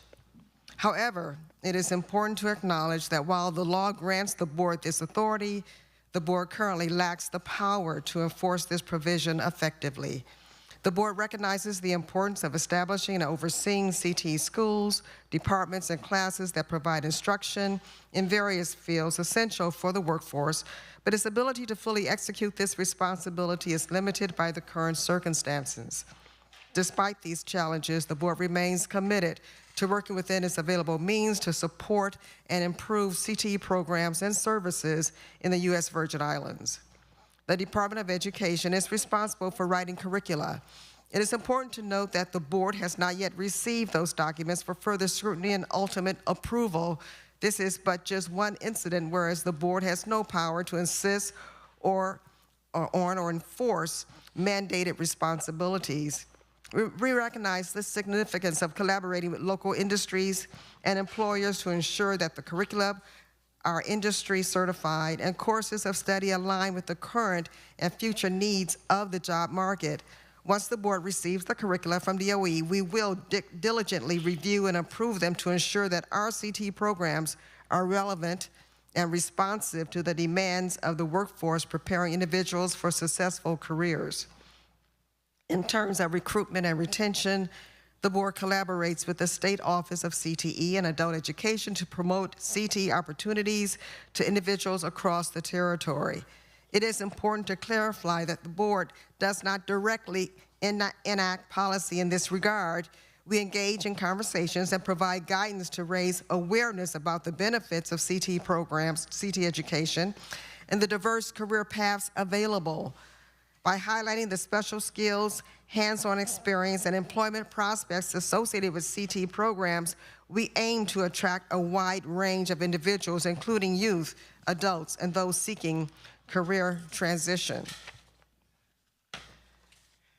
To this end, we envision an overhaul of CTE school hours to allow students to be integrated into the workforce in the morning hours and attend academic classes in the afternoon. We also recognize that current two-year programs may have to be cut into smaller, achievable segments, allowing quicker assimilation into the entry-level labor market. As outlined before, if the board cannot perform as mandated by law, all those recommendations, unfortunately, will stay just that. To change that, the law needs to be updated. It is crucial to acknowledge that while Title 17 outlines the powers and duties of the board, over the years, the board has faced challenges in fully exercising its authority. This current board is actively involved in overall betterment of CTE in the U.S. Virgin Islands, despite being short of 3 members and ample financing, A potential source of income that could directly benefit the board is the Career Technical Education Training Fund. Unfortunately, Bill number 340378, which would have directed a portion of this fund to the board, did not progress beyond its initial committee hearing in November of 2022. The U.S. Virgin Islands Code endows the board with comprehensive authority over CTE educational programs, including oversight of the Career Technical Education Training Fund under Section 262. The board is empowered to create, manage, and supervise vocational schools, departments, classes, as well as set their curricula and courses. This authority places the board in a strategic position to influence the programs funded by the fund. While Section 263 gives the Commissioner of Education presently power to distribute monies from the fund, the board's extensive expertise and oversight role makes it an essential player in providing advice and recommendation on how the funds are located. The board also will ensure that funds are utilized effectively to foster and enhance CTE programs. Additionally, the board was established to secure federal funding as outlined in Section 261 and to take necessary actions as per Section 2627, bolster the fund's sustainability. The board's active efforts to align programs with federal standards and to forge partnerships with local industries and the private sector would ensure a consistent infusion of resources into the fund. In conclusion, the board's governance, expertise, and collaborative initiative are crucial for shaping CTE educational programs, guiding the allocation of funds, and securing the ongoing stability and sustainability of Career Technical Education Training Fund. Therefore, control should be granted to the board, or a significant portion should be earmarked for the board as an additional budget item. As advised by legal counsel, the board's ability to fully execute its responsibilities is currently constrained by the lack of financial resources rather than any inherent limitation in its authority. We acknowledge that academic funding is essential for the board to effectively carry out its mandate and support the workforce development system. The board remains committed to working within its existing means to contribute to the continuous improvement and investment of CTE programs and services in the U.S. Virgin Islands, however limited. We are steadfast in maximizing the resources available to us and collaborating with stakeholders to ensure that our efforts have a positive impact on the CTE landscape and the individuals it serves. To that end, board members support CTSOs, which is Career Technical Student Organizations, attend CTE conferences, and plan to attend global CTE symposiums during World Skills Conference this fall. Moving forward, the board aims to strengthen its collaboration with various stakeholders, including educational institutions, employers, and government agencies. While we are engaged in ongoing conversations, we acknowledge that more work needs to be done to facilitate partnerships that connect CTE graduates with employment opportunities, offer career guidance, job placement assistance, and support services. By fostering strong relationships with local industries, we strive to create seamless pathways for individuals to transition from education to employment. Section 2627 allows the board to take such other actions as may be necessary or appropriate to carry out the provisions of this chapter. This broad provision grants the board the flexibility to take additional measures and adapt to changing circumstances to effectively implement and administer career and technical education programs. It acknowledges that the workforce development landscape may evolve over time, and the board is empowered to respond accordingly to ensure the continued relevance and effectiveness of career and technical education. Sam Altman, the inventor, founder, and CEO of OpenAI, predicted in 2021, AI will cause the price of work that can happen in front of computer to decrease much faster than the price of work what happens in the physical world.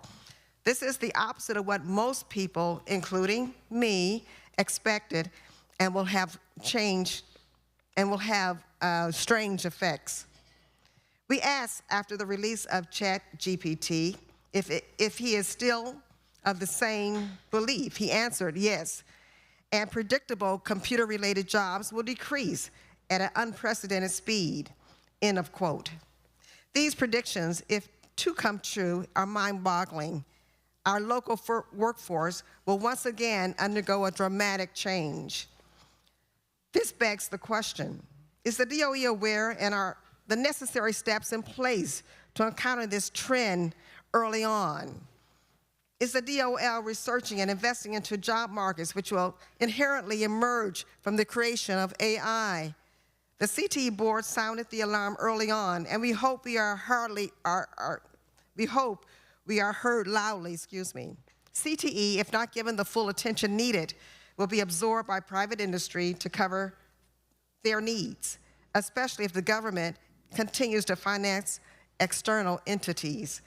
In conclusion, the U.S. Virgin Islands Career and Technical Education Board is dedicated to its role in enhancing the workforce development system. Despite facing considerable challenges, we remain committed to the approval and oversight of curricula, collaboration with key stakeholders, and optimally utilizing our resources to improve CTE offerings in the territory.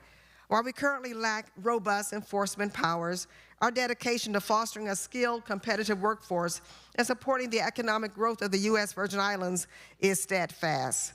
We respectfully urge the legislature to provide the support and resources necessary to empower us to fulfill our mandate effectively. In closing, I would like to express my deepest gratitude for the opportunity to testify before you today. Your engagement and thoughtful consideration of the issues and potential solutions we've discussed are invaluable to our mission. I am hopeful that our collaboration will lead to significant advances in our career and technical education programs, thereby substantially benefiting our communities, workforce, and economic development. Thank you, members of the legislature and all attendees, for your time and dedication to the future of education and employment in the U.S. Virgin Islands. Thank you, Chairperson Murphy. We are now going to hear from the Division of Personnel Director, Cindy L. Richardson.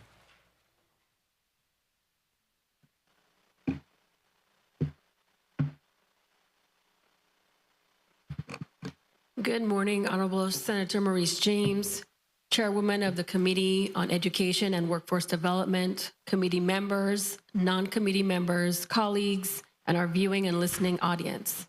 I am Cindy Richardson, Director of Division of Personnel.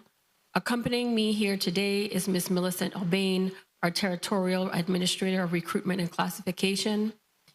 In response to your invitation, we are here today to provide a status update as it pertains to recruitment and retention of employees, government employment opportunities, workforce development programs, and services provided to help people find, prepare for, and maintain employment. I provided for FY24 how the Division of Personnel has engaged in various recruitment activities, and I've listed them here in our testimony. And it covers everything from engaging in Governor's Workforce Summit on both districts during the month of October, which was hosted by the Department of Labor and the Workforce Development Board. Also participation in the National Disability Employment Awareness Month Employer Roundtable, which was done virtually. The Edith Williams in November, Edith Williams Alternative School Recruitment Outreach on St. Thomas. In January, we participated in the Department of Labor's rapid response for the St. Croix Avis on the island of St. Croix. We've also participated in both of the Department of Labor's Done Time for Work career fairs. That was done in the month of January in both districts. We also, in February of this year, we participated with the university in their Office of Student Life and Activities and Career Services Student Engagement Fair on the island of St. Croix. We also participated in the University of Florida's second annual Global Virtual Career Fair. And we highlighted some of the jobs from Virgin Islands Police Department, Bureau of Corrections, Department of Justice, and Department of Education.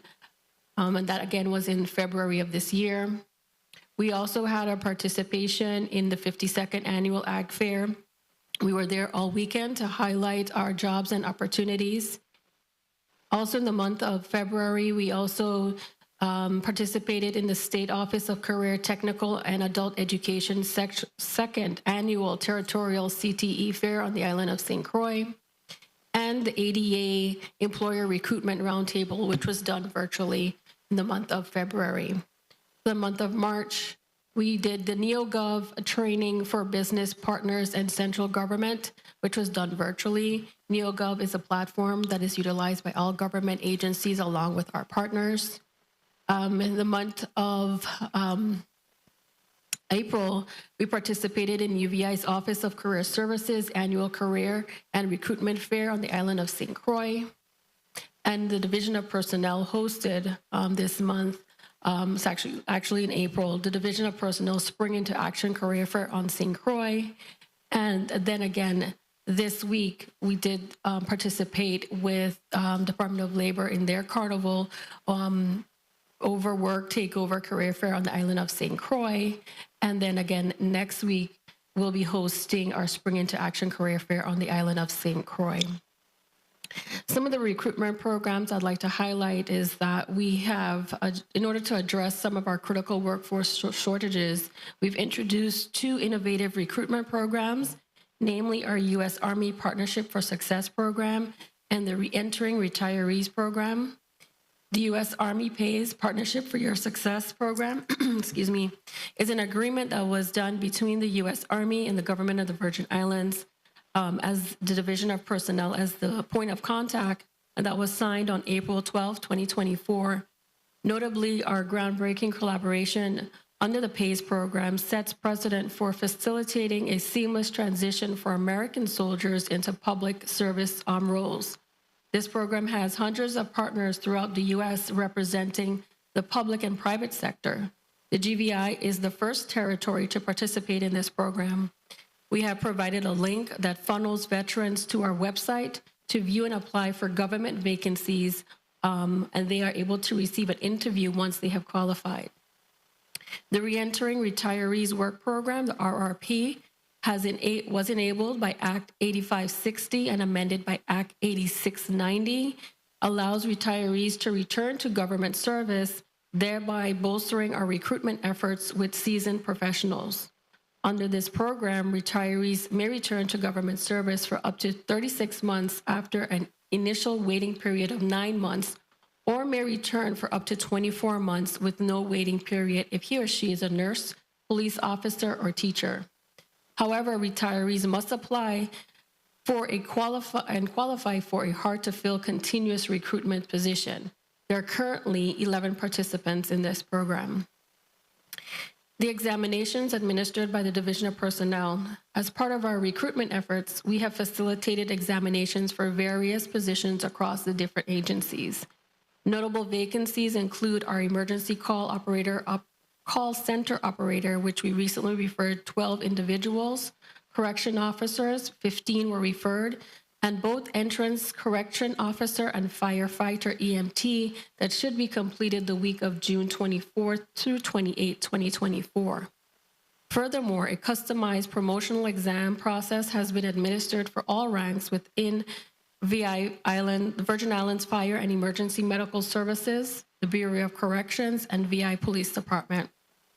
It is worth highlighting that our collaborative efforts with these agencies have resulted in the successful filling and promotion of 52 mandatory leadership positions as of December 2023. Classification.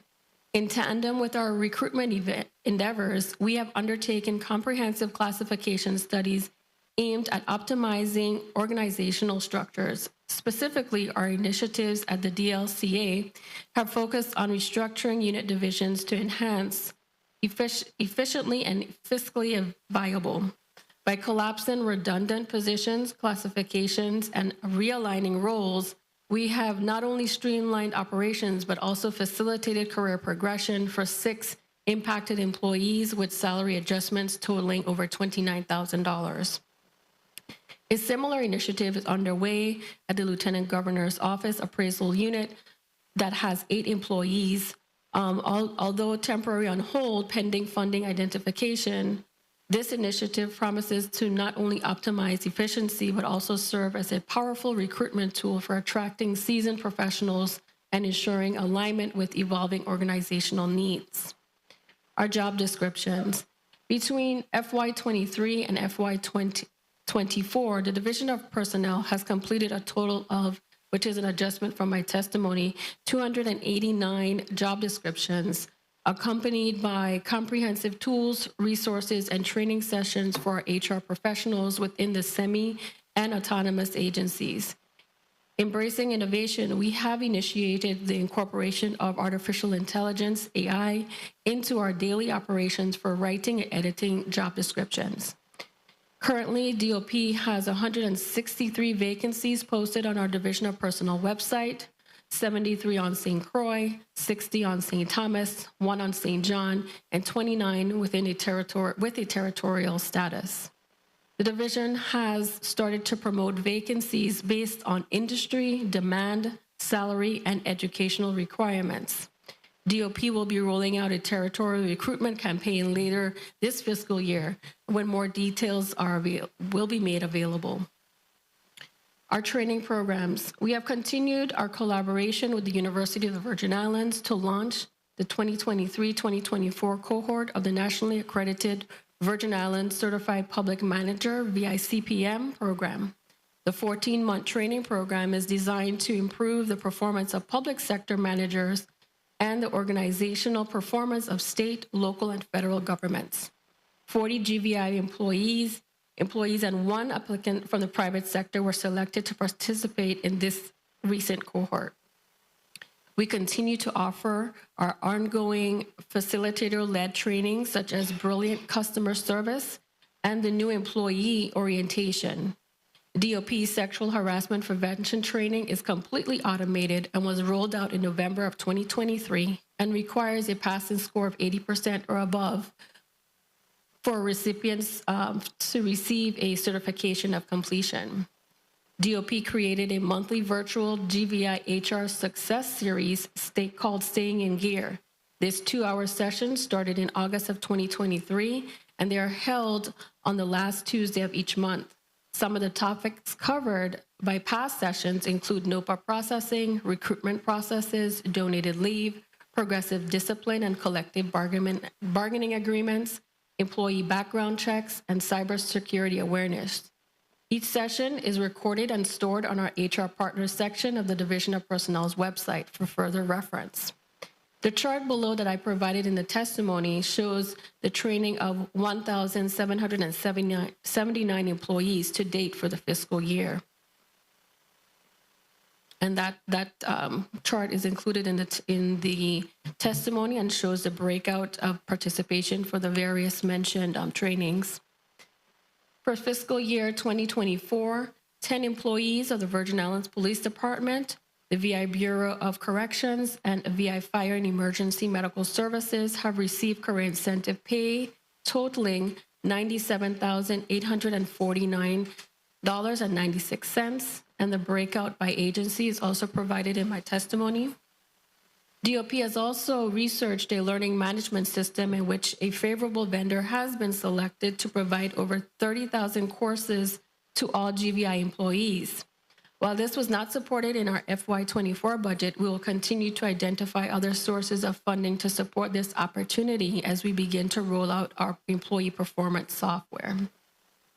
In conclusion, it is essential to underline that the Division of Personnel is deeply committed to promoting diversity, inclusivity, and equal opportunities within our workforce.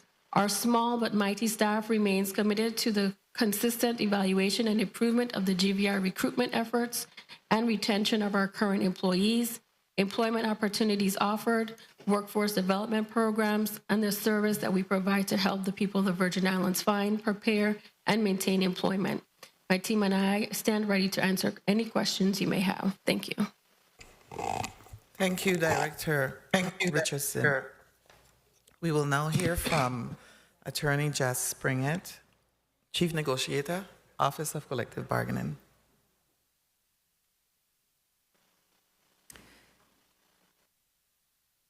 Good day, Honorable Senator Maurice James, Esquire, Chairperson of the Committee on Education and Workforce Development, other members of the committee, non-committee members in attendance, and the people of the Virgin Islands. My name is Jas Springett, and I'm the Chief Negotiator at the Office of Collective Bargaining.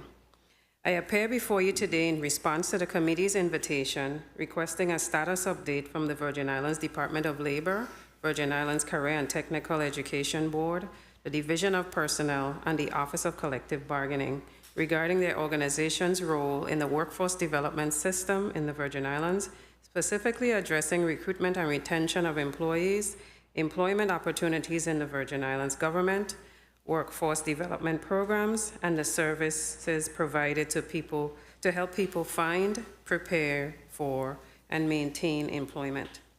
My testimony will focus on recruitment and retention of employees. Pursuant to Title 24, Section 377 of the Virgin Islands Code, the Office of Collective Bargaining exclusively represents the executive branch of government and its departments and divisions and negotiates on its behalf in all collective bargaining proceedings. OCB's representation of the executive branch covers all administrative matters in arbitration, mediation, and matters filed before the Public Employees Relations Board and the Equal Employment Opportunity Commission. We also represent the executive branch in the collective bargaining matters before the local and federal courts. OCB also serves as an external legal, human resources, and labor relations arm to all agencies that employ unionized employees. If it affects employees, specifically bargaining unit employees, we encourage our clients to contact us for guidance. OCB serves in an advisory role on matters such as an agency's plans to reorganize, policy changes, and addressing morale issues. In addition, OCB negotiates wages and various terms and conditions of employment for unionized employees on behalf of the executive branch of government. These responsibilities help our clients to attract and retain the necessary talent to serve our community. Attached is a spreadsheet showing the status of each CBA or collective bargaining agreement and our tentative schedule for negotiations in 2024. Thank you for the opportunity to testify before you today. I am available to answer any questions that you may have. Thank you, Attorney Springett. That was great. I wanted one like that, so that was it. It was short. See, attorneys follow instructions. How about that? But actually, we needed to hear everything we heard today from everyone. You know, I was just teasing, but one of the things that I have noticed, and we did well because we finished before 12 in a lot of the hearings that we've had, meetings, including mine.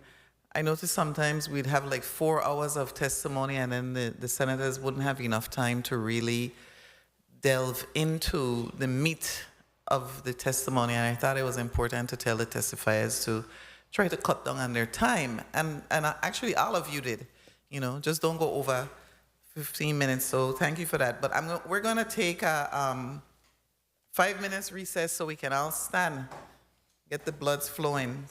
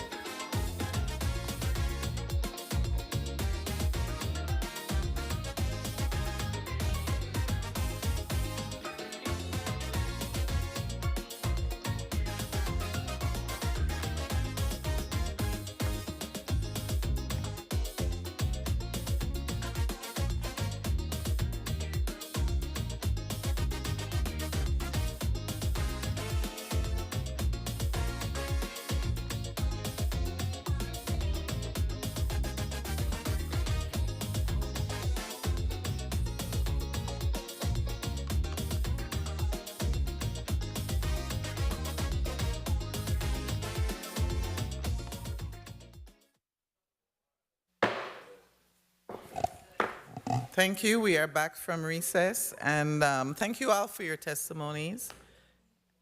Point of information, Senator Gittins. Thank you, Madam Chair, and good afternoon to all.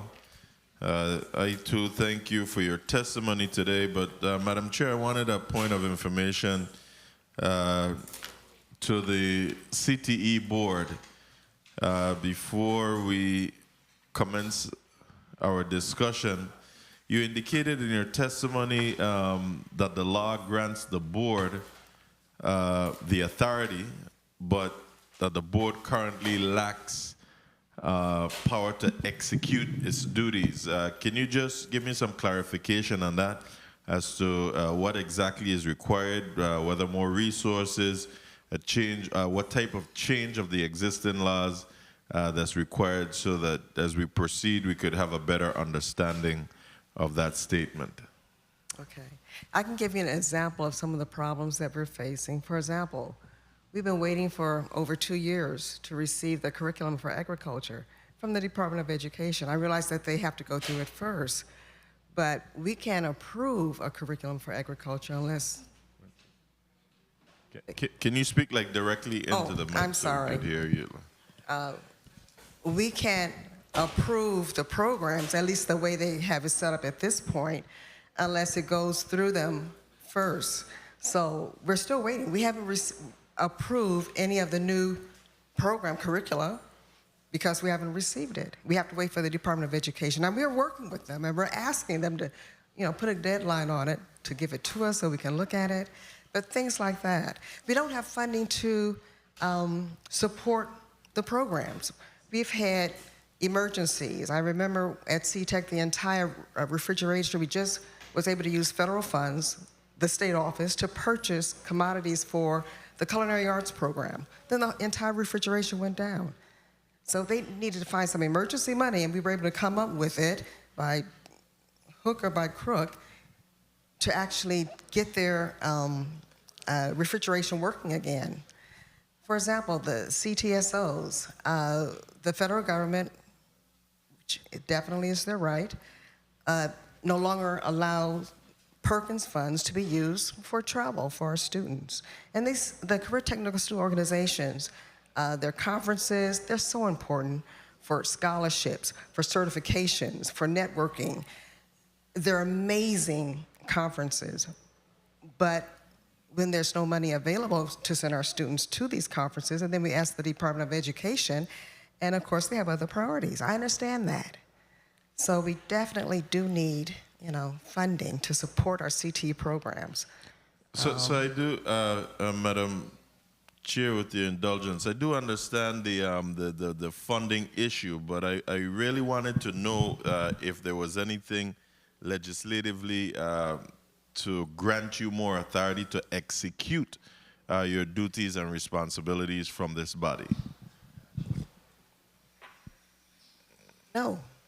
Okay, thank you. So you're clear with that with me. If your response is no, in other words, we have no teeth. We do work with all other entities, and we work, I think, as effectively as we can. But we have no teeth. We cannot force the issues that are so vital for CTE. Okay, we just have to get people to do what they're supposed to do. That's what I'm hearing. But Madam Chair, I'm satisfied with the response. Thank you. Thank you, Senator Gittins. That was actually going to be my first question, but I am not satisfied so far. I'm still trying to understand what or that we don't have anything to do the legislature. That's what. But I was wondering if Ms. Murphy understood your question, though, because in her testimony, you mentioned about Bill number 34-0378, which did not progress beyond the committee hearing. So your answer to Senator Gittins, that's what he was specifically asking, if there was anything that this legislature can do. Definitely. You said no, though. I don't think, is that what you meant? I Because, misunderstood. Oh. Yes, I would like for this bill to go through, so it will provide us with some funding to respond to some of the crucial needs in CTE to support our CTE programs. So yes, this bill is vital. So please, yes, there's definitely. that's what he was asking. I forgive me for misunderstanding, but yes. Right. I guess I will do a little research to find out why it did not go forward, because you raised it in your testimony, Yes. and that jumped out at me when you said that. So that's one area. So that's really funding. We were informed that it didn't go forward because I really don't know all the terms to use, but it. Point of information, Senator Johnson? In checking on the bill came, it did not go through committee, but the bill came to be special ordered. The reason why it wasn't special order, I don't know, but I look into the matter. That's a bill that former Senator Genevieve Whitaker had. It came to be special order, but was not special ordered. Oh, okay. All right, thank you. I pulled it up too. I have it in here, and also, I will also talk to Senator Dwayne DeGraff, who's also on it. So it was Senator Genevieve Whitaker and Senator Dwayne DeGraff. I'll do a little research and find out with Senator Johnson, since he started it, and find out. But thank you very much. Find out what happened. But I was also wondering, is there any collaboration between you and the Department of Labor?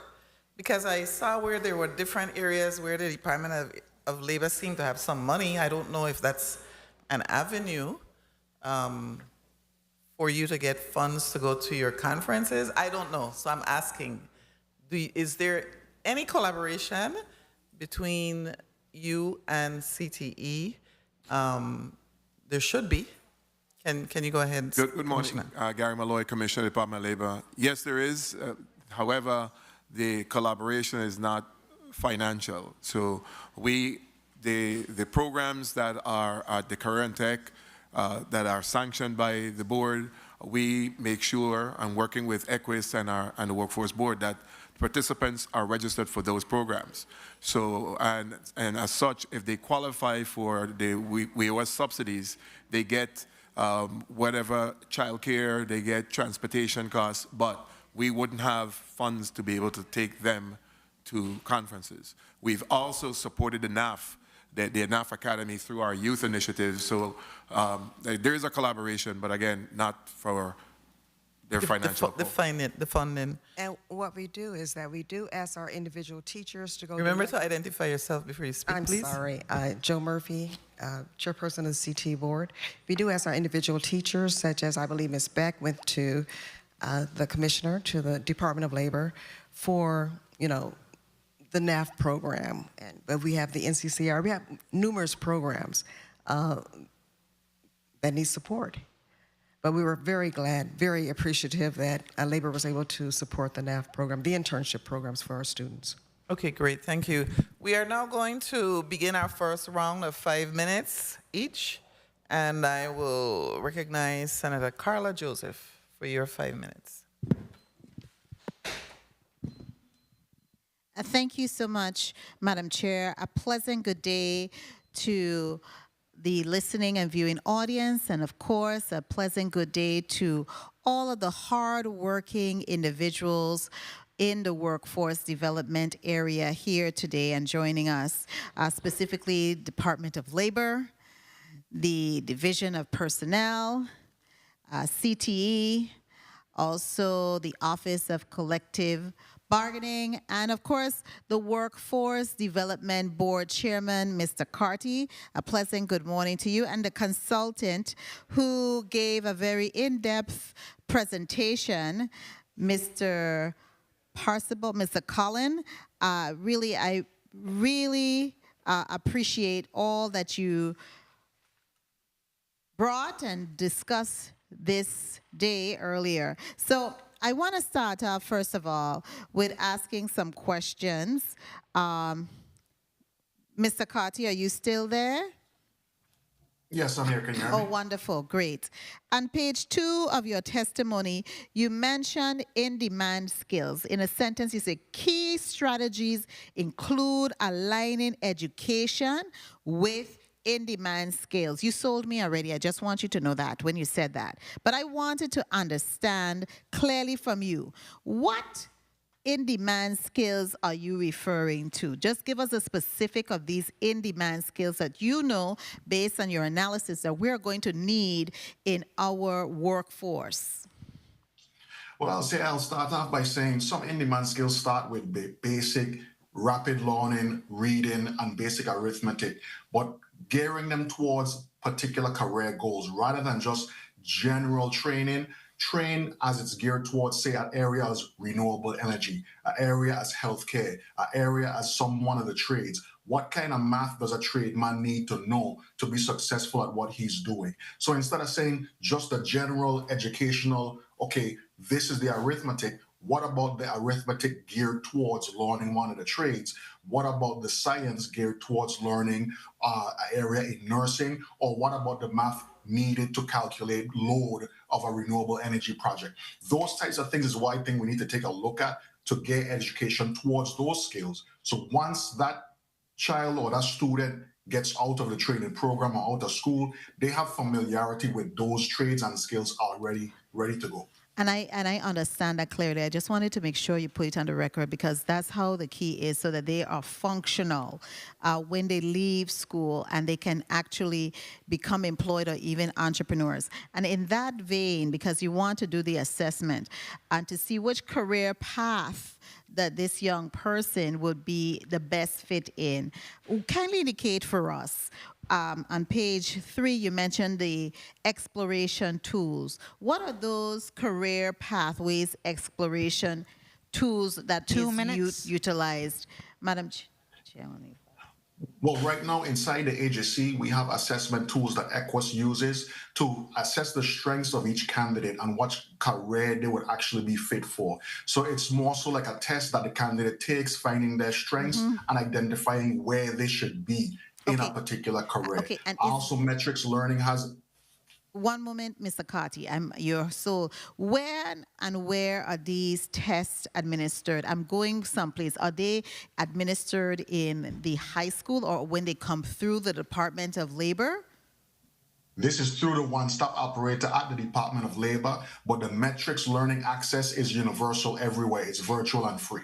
So I know the Department of Education is part of your workforce board. They typically have, I think these are measures that we really need to put into the schools to give that assessment, which is key and aligned to what you're representing. And you're suggesting, Mr. Carty, that when we are teaching, we teach them based on their strength and where they have tested that they will be their career path. And we're just not teaching arbitrarily. We're teaching towards a career and a career goal. So that needs to be on the front end. I also have a next question here for Mr. Collin. Mr. Collin, are you still there? I'm still here. Wonderful. I just want to thank you so much for your testimony and your presentation. Kindly help me with your last name. It says Percy Bali. Am I pronouncing it? That's great. Sometimes I say it's pronounced Smith to make it easier, but it's Percivali. Oh, you have a wonderful sense of humor, Mr. Percy Bali. Okay, so kindly follow me to page 6 of your testimony, because I want to get some clarity on this portion. Under item 3, bullet, Madam Chair, may I? Yes, you may. Go Thank right you so ahead. kindly. Oh, item 3, under 3, bullet 3. It says here, offers scholarship. This is part of the expand the labor pool and address enrollment decline. Now, I have a problem with this sentence you said. I'm really concerned. Offer scholarship for diaspora students from the mainland if K-12 enrollment continues to decline. Why are we looking at students from the mainland and not students from our Caribbean diaspora? That's a good question. So to clarify, we were saying it would be your diaspora from the Virgin Islands, but that maybe they're located in the mainland. Okay, so our people that have connections to you. Okay. I just wanted some clarity on that. Okay, thank you so kindly, Madam Chair, for the time. I do hope I have some other burning questions, but I would hope that you would allow me to ask them at the appropriate time. Thank you kindly. Thank you, Senator Joseph. I have a quick question for that follows what Mr. Carty talked about, the metrics learning. This is for Director Richardson. What's the difference between what you want to do with the learning management system where you're looking for a vendor when there is the metrics learning that's being offered by the board? Isn't that something that, wouldn't it be redundant, or wouldn't this satisfy what you want to achieve with your employees?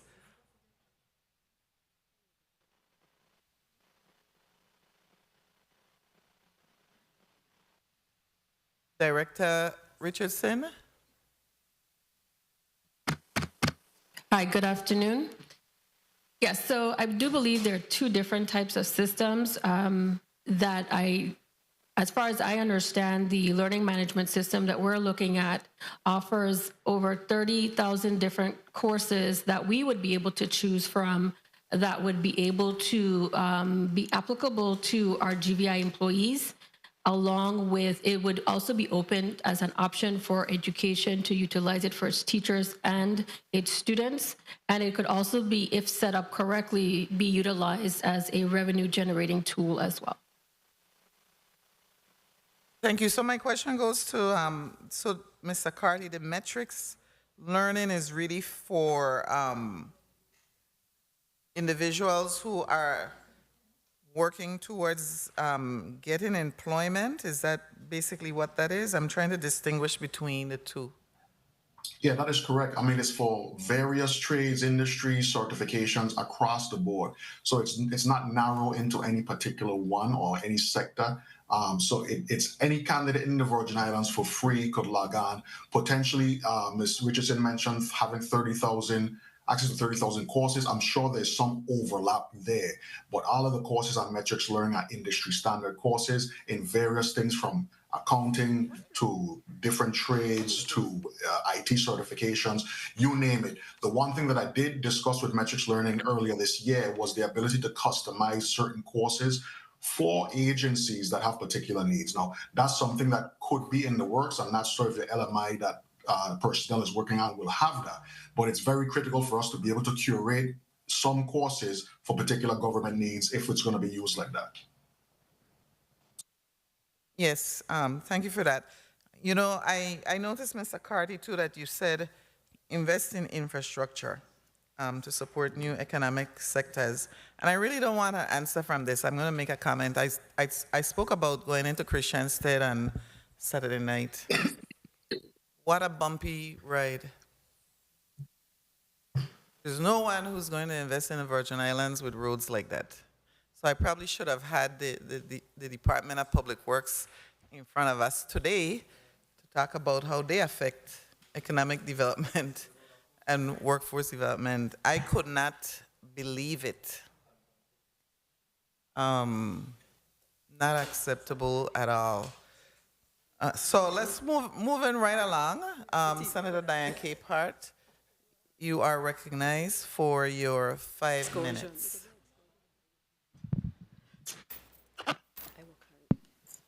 Thank you. Thank you, Senator. Thank you, Madam Chair. I would like to say good afternoon. But first, I want to say thank you all that wished me happy birthday yesterday, my colleagues and everybody on Facebook that I haven't said thank you. Give thanks and praise for another year. I wanted to ask, and I think Commissioner Molloy, I think we've had this discussion already. In your testimony today, you mentioned some of the things that your department addresses, career assessment, conduct, youth team, in-house academic and career assessment tailored to activities for everyone needs. My question has always been trying to see those individuals that have disabilities, when they go through the process and they finish high school, how are we preparing those individuals that have a disability that can go and work in the workforce? So you have trainings for able-bodied students. What about those who can work? I could have a disability where I can't hear in my right ear. I could use my eyes, I can use my hands. What are we doing for these individuals with disabilities? Thank you for that question. Gary Malloy, Commissioner of the Department of Labor. First of all, happy birthday. Thank you. We are working very closely with the Voc Rehab, and they are a part of the America's Job Center that Chairman Carty alluded to from the Workforce Development Board. So there's a collaboration between education, when those students have their educational improvement plan or the IEP. So based on that and the discussions with the Voc Rehab, job placements happen through that process. So the evaluation takes place to determine what they are qualified for, and we help them, whether it is with the training, with the specifics of supportive services, because sometimes they need additional, we have to coordinate with Vitran for transportation and other services. But there is a process, but it all goes through vocational rehab. So let me just say that this situation has been addressed in our territory. There was work opportunities back in the day that these individuals went through vocational rehab, but they needed that extra help, someone to actually find the job for them, to actually train them in the job.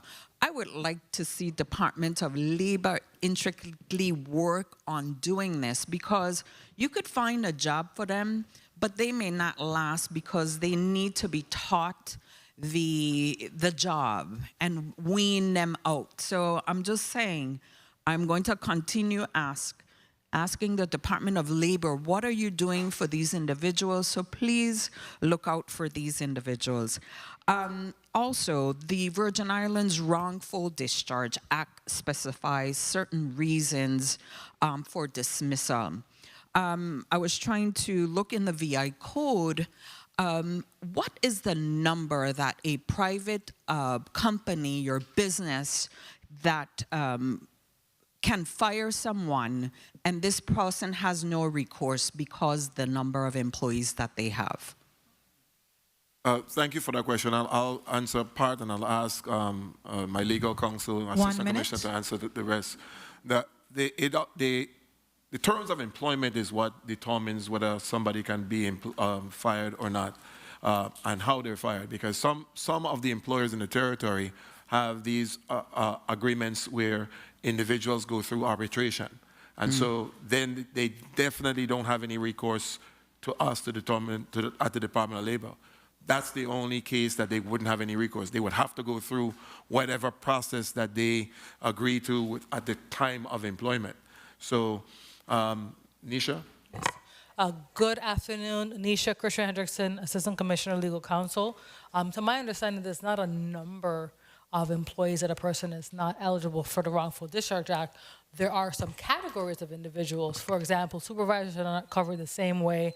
If a person is has already signed an arbitration agreement, that wouldn't be covered. So there's some categories of individuals that would not be under that statute. Madam Chair, if I may conclude. Yes, go ahead.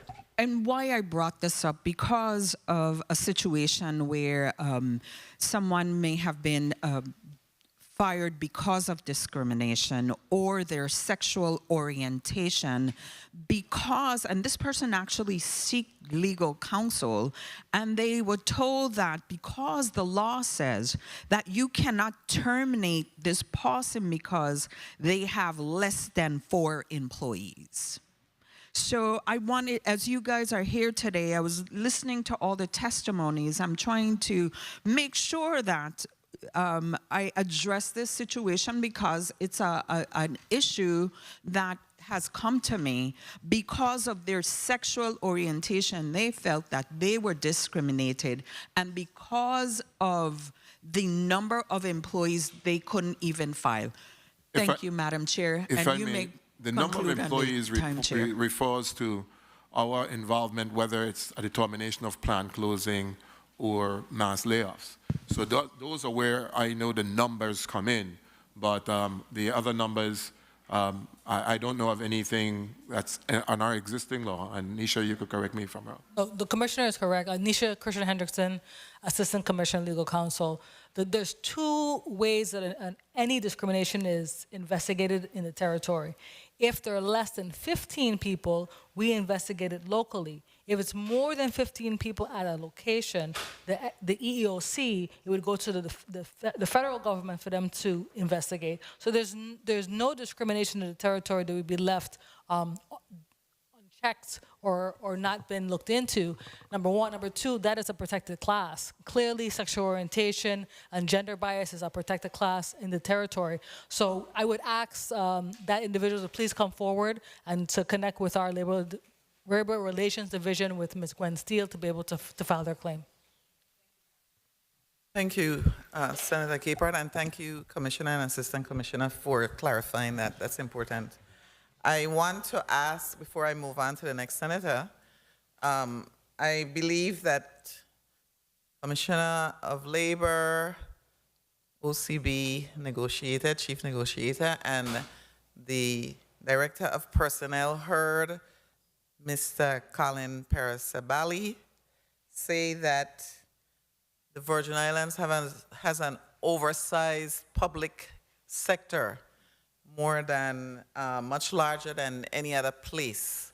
And I wanted to get your perspective on that, because when departments and agencies come in front of us, they say there is a shortage. They can't provide the services that the people and the public need because there's a shortage. So I just want to get your perspective on that particular statement that was made.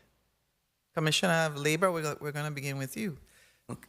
Thank you for that question. It is, you know, when I heard that the first time, you know, we were discussing the fact that the Virgin Islands is a special place. When you compare us to anywhere else, we're not connected by landmass. So there's not an ability for us to shift labor forces by just crossing a line or driving. We literally have to fly. And our population is decreasing based on the impacts of those shocks that we had.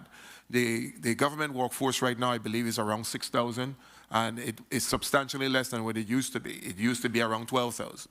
And so when you look at the times where we're in now and where we came from, and I go back all the way to Governor Prywanski, when we talk about some of the issues that were happening within, the government had to be the major employer in this territory because that's where the economy was. And so when you're looking at our economy and the entire shifts based on tourism, and we're still looking for other ways to diversify. So the report shows to me that definitely there's a talent issue. And the private sector is competing with the public sector. And the issue is that there's going to be a talent issue all over the country. How we solve that, because like you mentioned, every cabinet member or commissioner and agency has major issues in terms of being able to staff, to be able to provide the basic services. You're talking about the roads. I can tell you Public Works calls me all the time for any of our programs to see if there's anybody that can come to help them with cleanup and everything else. So it is a balance that we're going to have to look at. And again, the report shows the reality that we definitely have to start planning and be more intentional, and more sector-based strategies need to be the order of the day. Thank you. Well, I like, before you, I'd like each of them to respond, and then I'll come to your point of information, because I want to hear the Director of Personnel's perspective. Okay, and then OCB, because the chief negotiator negotiates employment. So Director Richardson, what's your take on that statement? Hi, good afternoon. Cindy Richardson, Director of Personnel. So just to kind of piggyback off of what Commissioner Malloy said, you know, the central government, there's about 6,289 employees. If you combine all of the sectors, you're looking at about 10,000 plus employees. So we are technically competing with one another. Hence why you see Division of Personnel will partner with the Department of Labor in many of their activities, because we are definitely competing with one another. When you see we no longer have the Hovenza and you have the opening of the Marriott, where majority of our employees will look for that second job. The average salary of your government employee is about $52,655 right now. So one of the things we have to do is to be very creative in how we try to attract some of those individuals. And when you see that we have updated a lot of our job descriptions, it's because after the pandemic, after the hurricanes, a lot of our systems, we had no choice but to automate. So you had to now update your job descriptions to reflect that. Ask the agencies to take a look at the way they're structured and to see if we really need all of the positions that we do. As I stated, we have over 163 vacancies posted right now, and we do have a hard time filling that. Hence why we had to go to looking at the bill from Senator Potter in regards to bringing back our retirees, and also now opening it up to veterans as well, and trying to provide those jobs so they can utilize and put in their transitional skills obtained. But at the same time, you have to look at the skill set that we're receiving. I have sat with individuals in my office and have them show them how to market themselves and to apply for some of these positions in which you can see they're having a hard time.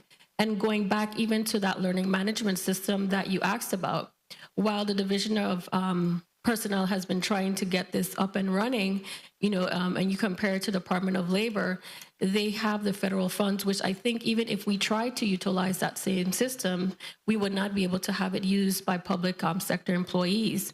Hence why the push for it from the Division of Personnel, because these courses can now be utilized as we put forth our performance evaluations. Individuals can now would be able to take classes as recommended by maybe their supervisors. So it can be used as a recruitment and a retention tool. You may be able to find a perfect person applying for an admin assistant, but is lacking certain skills in a Microsoft Office suite, which is a requirement. So having them being able to take and access those courses can be seen and utilized as a recruitment and retention tool. As we do our performances, we could then offer these courses and say, you know what, I think, you know, you would be great for a supervisor. Let me recommend this course. So that's where we're trying to go as a division as far as recruitment and retention. Thank you for that answer. And Attorney Springett, what's your take? Well, I'll echo the sentiments of Commissioner Malloy. Like the Public Works, I've often called the Department of Labor to take advantage of federal programs, such as the Work, Learn, and Earn program, which is administered by Director Shanika Sebastian, who's here with us. I'd need to have further review of the testimony and the data pertaining to what Mr. Smith said. But the government relies on the private sector and vice versa, so there may be a need to create the appropriate balance between the employment in both sectors. Thank you. Thank you. Point of information, Senator Joseph. Thank you so kindly, Madam Chair. I wanted to go back to this whole employment opportunities and the like. Commissioner, I noted in your testimony, and I want to commend you and your team for your summer employment opportunities program. You know, I'm sold on it from years ago. So I noted you have annually employed 700 of our young people. But this year, you have a total applicants of 1,153 students. So that leaves about 453 students who are not going to be able to find employment through your program. What is the Department of Labor? And we're talking about workforce shortage. What is the Department of Labor going to do to find opportunities that you don't have the funding for these 400? That's a lot. 400, so you want us, you're going to need us to appropriate more money? Is that what you're going to get at? That's part of it in terms of looking at the funding. And so what we're actually doing right now, we're looking within whatever additional funding that we have to try to braid we call it braiding the funding streams. I understand braiding. I have in some braids, okay? I wear it because that's what we do. We are supposed to be braiding the resources. And I'm glad that how you get that word. But I'm happy to really hear that that's something that you are looking into. We just like they say, no child left behind, do not leave any of our young people. I have my own summer employment program, and I actually have seen a reduction, and I publicize it. Yes, a reduction in the applications. I used to get 15 to 20. This year, if I get 10, I good. So it's the young people. They are finding other opportunities, and I suspect these other opportunities, Madam Chair, bear with me, I'm getting somewhere. The other opportunities are online technologies. They're using YouTube, and they're becoming influencers, okay? So they are using other mechanisms to actually be employed, and which is a sense of entrepreneurship. Thank you so kindly, Madam Chair, for the time.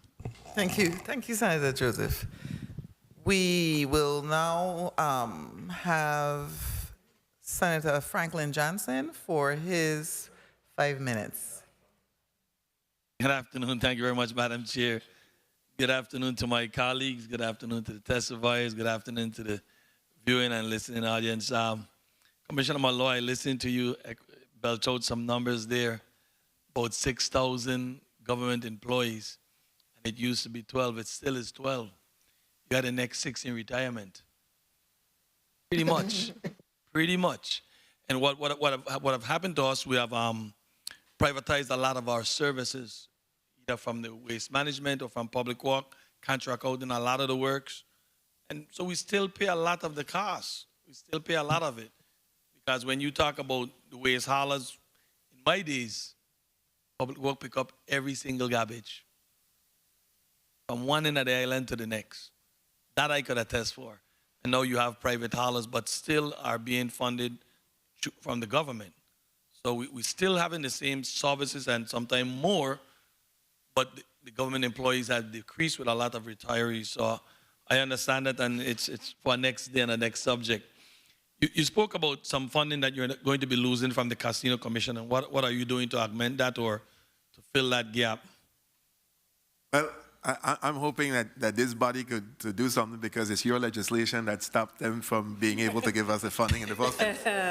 Wasn't my bill. Let's make it clear. It wasn't mine. So when you say it was ours, that mine. Go ahead, please. So it's going to put us in a disadvantage. We're going to obviously have to find some other way to support the JAG program, but it was a very welcome contribution, and we've had our odds with them in the past, but they have really stepped up, and we were making their contributions on time.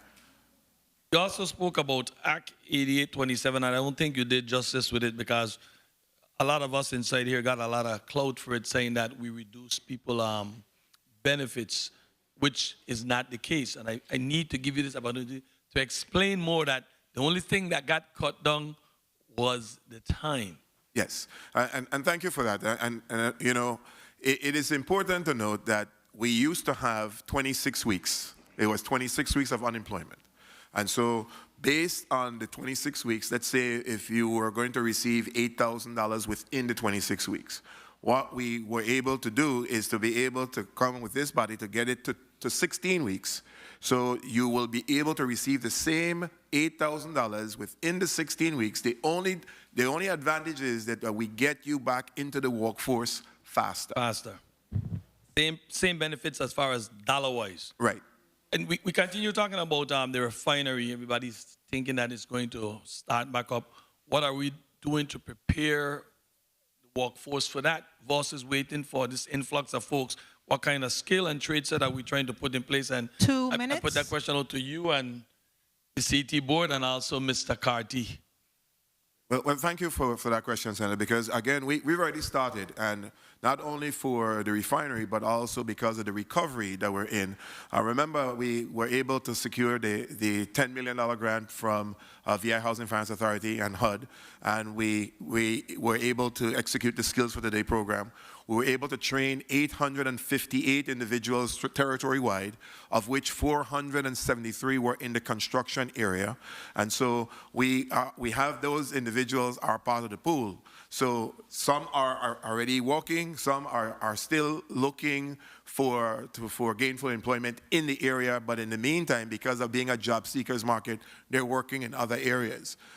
In addition to that, the training that Chairman Carty and the board and us talk about with our partners, that continues to happen because it's based on the demand sectors, and it's based on us utilizing the funding to provide training in those areas. So the CTE areas are still, training is still being done there through welding, carpentry. So all those areas are still being supported. That's very encouraging news, because I don't want by any chance this refinery look to open up and the entire workforce come from the outside, and to make sure that our people here are being prepared and staged for that. CT, you have anything you want to add in? I was just speaking with Mr. Dews, and we were talking about the CTEC Academy, which was supported by Hovensa. It trained hundreds of students who also received jobs in Hovensa after they graduated. And also, when Mr. Dan McIntosh was alive, and he was a wonderful person who actually got the program to actually pay for at least, I believe, 60 students to receive their associate degrees that was paid for by Hovensa, who were in the program, who had a job when they came back. Time. So I would love to see that started again. Thank you very much, Madam Chair. Mr. Carty, can you fill in? Sure, Thank you very Senator. much, Madam Chair. Welcome. Michael Carty, Chairman of the Workforce Development Board. Now, that's a great question. Initially, my first response is going to be what I mentioned in the testimony. A lot of these private sector businesses need to pony up more investment into the local workforce, and we need to call them to task to invest in their respective trades. I mean, the amount of money that the board has on an annual basis, roughly $300,000 to $400,000 to train, is nothing anywhere near what would fill the gap for those workers that's needed. So I think some collaboration is needed amongst all of us to streamline those trainings and pool funds, but also we need to hold accountable the companies that are going to be making billions of dollars off of operating right here in the territory. Thank you very much for those answers. Thank you very much, Madam Chair. Thank you. Thank you, Mr. Carty. That's a heavy statement that you just made. And I agree with you. My question, before we go to the next senator, is to Commissioner Malloy. I know that Senator Johnson spoke about if the refinery opens, having to bring people in. But over and over again, even from the governor, we've heard that with the construction that's going to take place, we're going to have to bring people in. And so I saw on page 3 where you talked about the foreign labor certification. Is that happening? Is that now being activated by, I guess in this case, it would be the contractors who would be bringing in these people. Is that happening? And then I don't know if you noticed, but where are they going to be housed? I'll tell you, thank you for that question, Senator. Sure. Excuse me. It is happening. We have been in extensive discussions with our U.S. Department of Labor partners in terms of making sure that the foreign labor certification is clear and in effect. Department of Labor has to work directly with those employers that need. So there's some deadlines that are coming up very, very quickly for those that are going to be needing foreign labor for this particular year. The visa waiver cycle opens in October. So to be able to do that, there's a deadline of filing by July 3rd. applications has to be filed with the U.S. Department of Labor with that flag address that I gave. And then the processing takes place.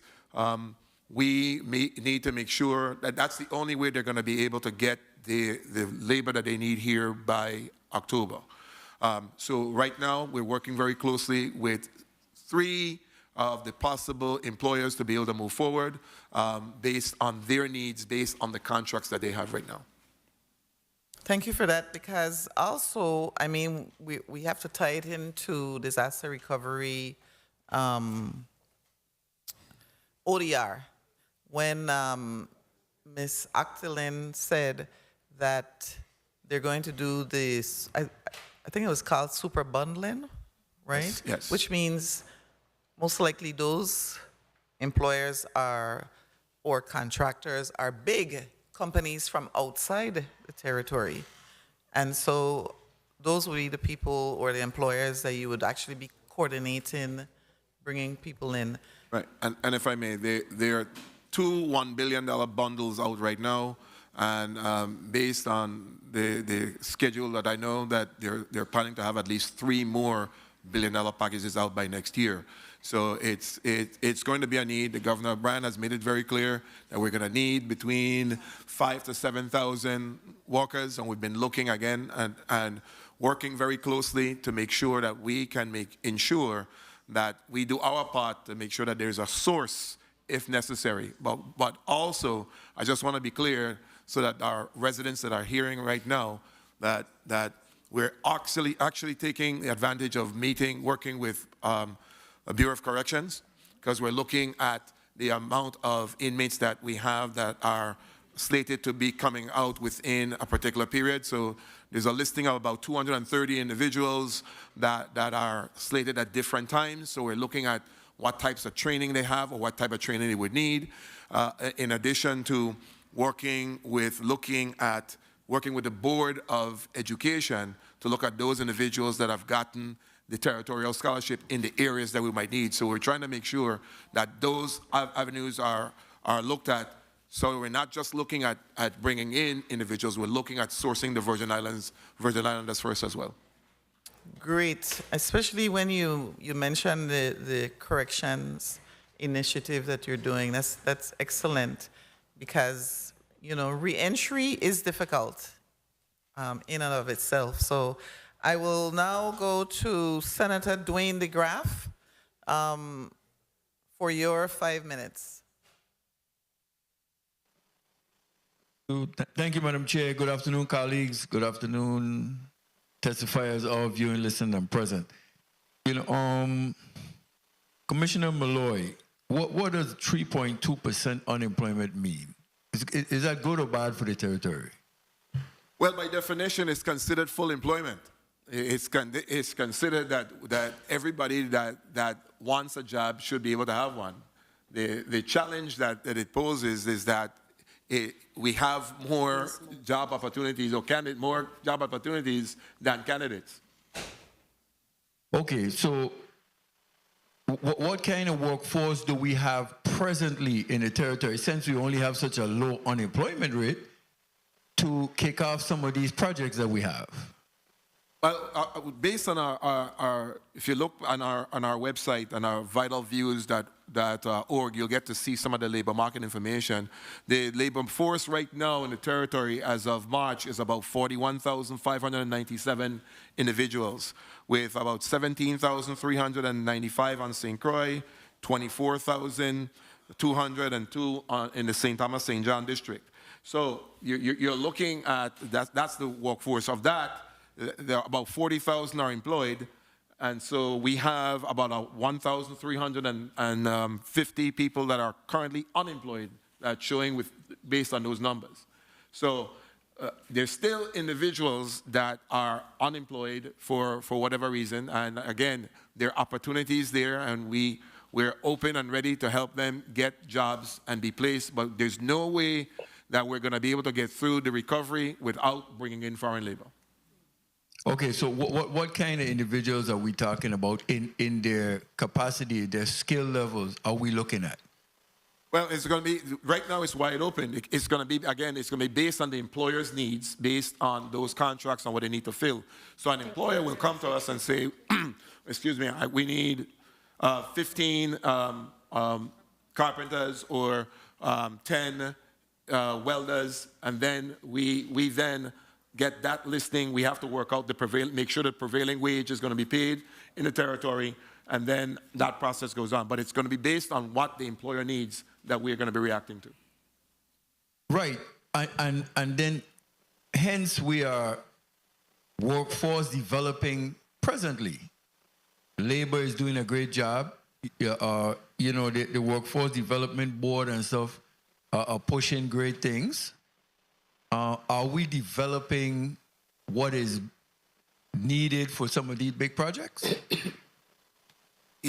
Yes and no, Senator. We're developing, but we're not developing fast enough. And at the same point in time, we, as Chairman Carty mentioned, we need to be more specific and sector specific, because what's happening is an avalanche is coming. All the sectors have needs at the same time. And there's no way, based on the funding that we have, that we can be able to solve all sectors at the same time. Right. So when I see the avalanche coming, and I see it coming, it tells me that we can't control that avalanche at all. Because I think you mentioned, I was going through the door, I think you mentioned foreign workers wouldn't have an impact on our local, either local population or local workers. Could you clarify for me? I don't want to misquote you. Well, I just want to make sure that when we, in that section, we just described that the foreign labor certification program is there, and we're trying to make sure that with the foreign labor certification program, you have to make sure that there's nobody locally or in the United States is available before we can bring in foreign labor. So that's the process of going through the certification process. So a search has to be done throughout the U.S. for any U.S. citizen, whether in the territory or out of the territory, that would want to have access to that job. They would have first dibs before you can bring in foreign labor. Okay, and CTE chairwoman, how many students did the CTE graduate in the territory? And are those students who we are preparing for development graduated in essential roles to try to fill some of this gap? Okay, we have approximately 175 students graduating. Wait, say the number again, please. 175 students, approximately, that are graduating in CTEC in various fields. I can get the specific numbers for carpentry, for construction technology. Okay, so... And 132 in St. Thomas, excuse me. They would be transitioning straight into the Department of Labor's workforce? If I may wrap up, Madam Chair, I just heard. Yes, sure, Senator. So they would be they would be transitioning right into Department of Labor, I guess, for skilled training. Not necessarily. Some of them are headed for. Not necessarily, Senator. Some are headed for college. It depends on the field that they have selected, but some are in carpentry, some are in auto mechanics, some are in the medical field, in the various CTE programs. I can get you exact numbers if you want to know how many are graduating in those specific fields. That would be fine. Through the chair, if you could do that. And Madam Chair, just in closing, Director for Personnel, you mentioned, I think, a U.S. Army pays program. Could you elaborate on that a little more for me? And thank you for the time, Madam Chair. Just in closing. You're welcome. Go ahead, Director Richardson. Yes, good afternoon. Thank you for the question. So that is a partnership that we have with the U.S. Army. So basically, they have workers that work with the soldiers who are coming out of college, who are transitioning back into the workforce, and they help them to apply for various jobs. So if you were to go up on their website, you would see that they have various partners throughout the U.S. Again, we are the first territory to participate with them, and then we have made it able for them to apply for our jobs here territory-wide for any vacancies. They do have to apply, they do have to qualify, and we do give them preference for an interview should they qualify. Thank you. Senator Javan James, Sr., you're acknowledged for your 5 minutes. Greetings to the people of the U.S. Virgin Islands. Thank you, Madam Chair. For the time, I was on the Department of Labor's website and I saw something where you have their services for veterans. And I know with veterans, it's easier to hire them. They're already trained, come with certain skills and discipline. So I just want to elaborate a little bit more as far as what you're doing for veterans who are already skilled, because I was approached by a gentleman asking, and I think I sent it to you, regarding veterans being able to contribute to the workforce. So somebody could just speak to the conversations being had and policies being implemented. Thank you for that, Senator. Gary Malloy, Commissioner, Department of Labor. A part of the services that we offer is preferential services for veterans. And we have an in-house DVOP that is responsible, which is a dedicated workforce professional dedicated in each district office that's specifically assigned to deal and to really work on the services and the needs of the veterans. And so there's a lot of coordination, a lot of discussions between what their needs are and on what they're interested in specifically. Just recently, the Workforce Development Board authorized the ability for the veterans to be a part of a real estate course. And so there was a lot of interest. The veterans were coming in, knocking down our doors, and they were able to make it work. So veterans are in that program right now looking for, trying to get a real estate licenses. So there are a myriad of services for them. They just need to contact us, and there's, like I said, there's a specific liaison within each district office to be able to assist them. Can you place the name of the liaison on the record, please? Our liaison in St. Croix is, it's going to come to me, Jerica. I can't remember her last name. We'll get it for you. But Jerica is in St. Croix, and we had Cesare in St. Thomas, but we've been having a lot of transition within that particular program. Only reason I didn't stop you and cut you off because you were talking about veterans. I would have stopped you if it was a different topic. But I just want to make sure that information is out there to individuals. It breaks my heart when individuals who are well qualified. Is something? Okay. It hurts my heart when veterans serve their country and they come back home and they cannot get employed. Now, we know many other individuals out there are looking for jobs. But veterans go through something totally different. They go through PTSD, they go through deployments and seeing all those different things. And no one knows but them what they went through. And I just want to make sure that we have things in place for them. We do. Hence why I didn't cut you off, because I want to make sure that information is relayed. Thank you. As far as the construction boom in the U.S. Virgin Islands, the governor said during the last election that he's banking on that for the next 5 to 10 years as far as generating revenues. What is that conversation between the Department of Labor and the VI Workforce Development Board to reach that goal of getting that construction boom going and to get those workers? Because I know there must be at least 3,000 to 4,000 workers imported. I know some individuals are talking about where we're going to put them. We saw during, what do you call it, Hurricanes Irma Maria. We had a cruise ship there by the dock, right? Yes. And individuals are staying in there and they are working out of the cruise ship, right? We need to think out of the box and implement those kind of things. But I just wanted to quickly tell me what is going on with that conversation regarding the construction boom.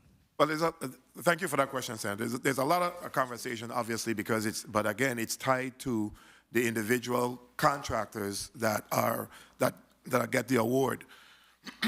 Excuse me. So they're going to be responsible for their employees.